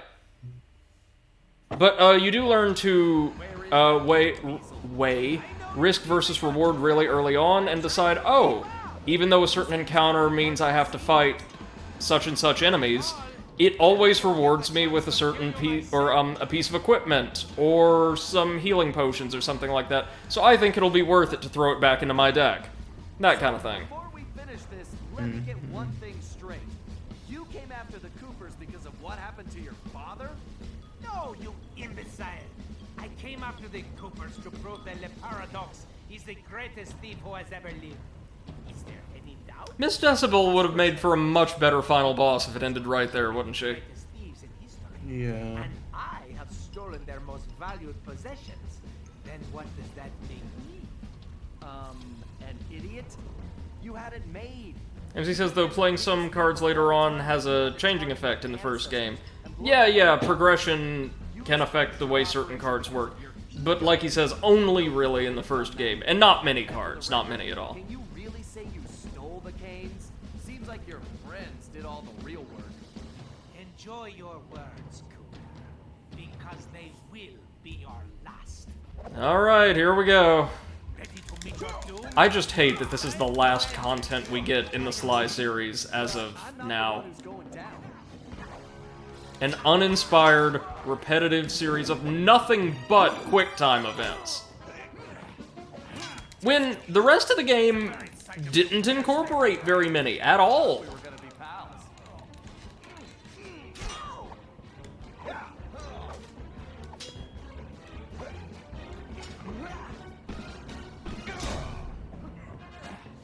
blasted imbecile! I'll run you through! Now, think of your blood pressure, Cyril. Like, why do you even bother giving him a health bar? Alright, Sly, bring this to a decent end. This is not right! MC says QTE is the lazy way out. Yeah, not lazy again, I swear to God, knowing everything about these devs I do and listening to interviews with them, they ran out of time. They had to have ran out of time. Because I look at the remarkable amount of time and attention they put into things like character animations and art design, soundtrack, all of those things. And it makes me think, yeah, this last chapter and change, chapter 5 and then the final stage, had to have been created under some kind of time pressure. Yeah, MC says this is too out of place to be normal. Yeah, they had to wrap this up quickly.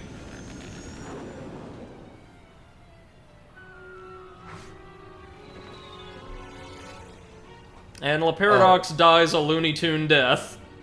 Of course. Okay, so apparently Sly 4 was also released on the exact same day that Dead Space 3 was released. Oh, what the fuck? Yeah, that's a good way to murder a game. I mean, Dead Space 3 was not great, but it sold really well. He earned a Yeah. special cell in solitary confinement, where the only thing he'll be collecting from now on is gray hair. Both Paris and the Thieves raccoons were back to normal. I'm gonna ask, so Sly is dead? But Nope. it made us feel any better. Nope. Oh, yeah, about the game ending on a cliffhanger, Brady. Did you know that Sanzaro actually had Egypt as a DLC? Really? You would go, yeah, and rescue Sly, but Sony shut them down. That makes me so sad. Murray seems like his usual cheerful self. Sony also shut down the Sly movie that was supposed to be made in Oh yeah, like 3 different times. He's on the professional wrestling Yeah. circuit now. And he's really been pushing himself. And the TV show as well. Like, they canceled the movie in favor for the animated show, and canceled the animated show. My question is, why do they have so little faith in this property? I don't. It feels like there was some kind of an internal power struggle where somebody kept getting into Yeah. power who didn't like Sly, and was just, oh no, fuck that shit, and then they lose their position, and someone else, yeah, let's go on with this, and they come back and it's, no, fuck that damn raccoon. I think she took his disappearance the hardest. So, Potato, were you able to find anything about the game's marketing or lack thereof? At least not in Absolutely nothing, which is what I'm assuming the game's marketing was. Yes. Even using all my technology, I haven't found a clue.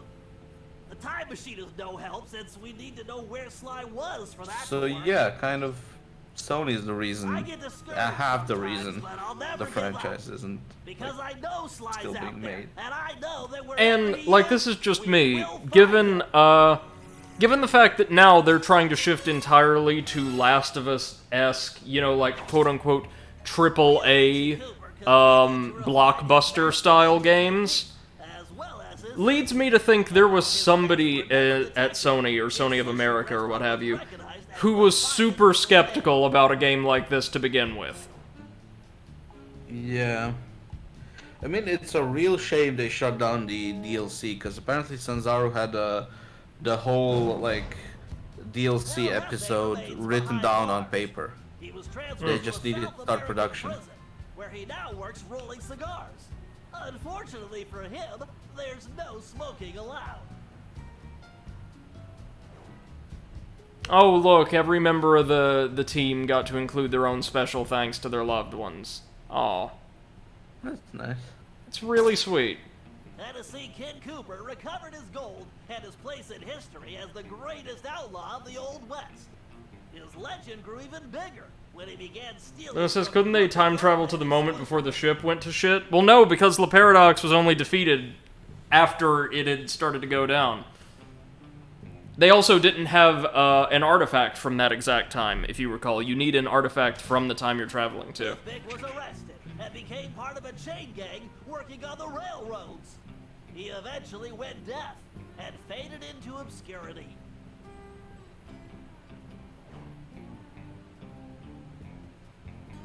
It's a real shame that this is where the series ends for now. Because, I don't have much in the way of concluding thoughts for Sly 4, save that it is a thoughtful, beautiful, and really, really passionate iteration on the mechanics introduced in Sly 2 and 3. I think toning down the number of distinct gameplay styles and playable characters slightly, keeping it above what we had in Sly 2 but below Sly 3, is a nice happy median, and I really like the distinct, unique little takes on Sly's moveset we get from, He paints portraits of his fellow inmates. we get epilogues for all the characters here, of course. For the different, Cooper ancestors. They're really solid, I think.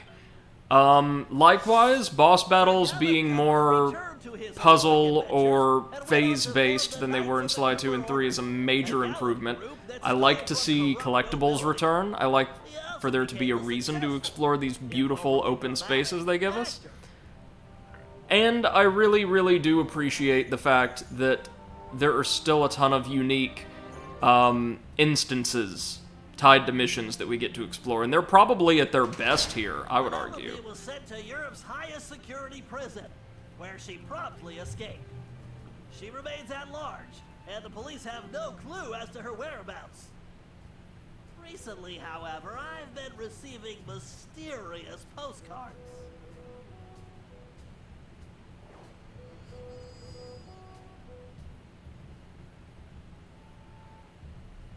I think it's something of a shame that this game and this franchise didn't get the recognition they deserved, because for what it's worth, and I can only speak subjectively, purely subjectively here, as I have a very strong semantic attachment to this franchise, the overall quality of the Sly games, well, even among, like, critics, there has not been a singular bad game, right? But other franchises from the era that were allowed to thrive, Ratchet and Clank, Spyro, definitely Spyro and Crash, Jak and Daxter, they all produced a pretty significant volume of lackluster spin-off or reboot titles in the mid to late 2000s, and received way more support from their developers and their publishers for far longer than Sly did, despite having a sterling track record. It's a real shame, in my eyes. Like, you know,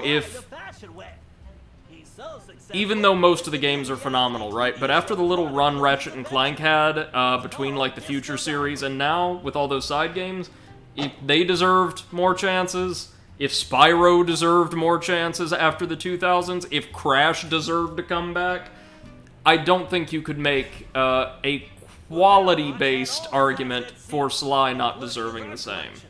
And everything was donated to the city of Paris. MC says it's about the symbol. Thievery's bad, yo. To be completely Well, I mean, Crash was one of the best-selling PlayStation games, though. That is true. Going to be living there. But you know what could have like totally saved the game, the franchise, and made Sony happy? If instead of like telling Sanzaro, no, you can't make the DLC, they went like, hey guys, make the game for PS4 and just add the DLC part into that version of the game. And Luna So asks, basically, they'd be double dipping into the sales of the game. So Penelope's obsessed with Bentley still? We don't know! Unfortunately, we do not know. They were setting that up for a sequel, no doubt. And we actually get a little teaser, I'm sure you saw at the end there, of Sly being stranded in the pyramids, or at the Great Pyramids. And unfortunately, unless there's a great upswell in support for this franchise. By the way, because I'm trying to grade these suckers now, I give Sly 4 a 9.5, maybe a 9.6 out of 10. It's as close to perfect as I've seen this very particular formula done so far. Even though there's still little bits and bobs that they could improve on. It's close. MC says possibly they had a contract for PS3 and couldn't back out. The Vita crossplay probably had something to do with that as well, I would think. They really thought the Vita would save them. Alright, now ladies and gentlemen, as I said, I do have a special project for you. But I'm technically incompetent and don't know how to flawlessly switch from this to my PC. So, Luna says, I'm sorry the end was crap. Yeah, it was. It was. Like I said, rushed. Really, really rough. Everything else, though? Great. Give me a minute. I'll be right back. You're gonna see the stream go dark, and then we're going to come live again, and I will have a brand new game for you. I'm really excited to digging into that one. Still there? Yes, PS now. I'm still here. Don't worry. Okay. See you in a minute. Don't go anywhere. Bye-bye.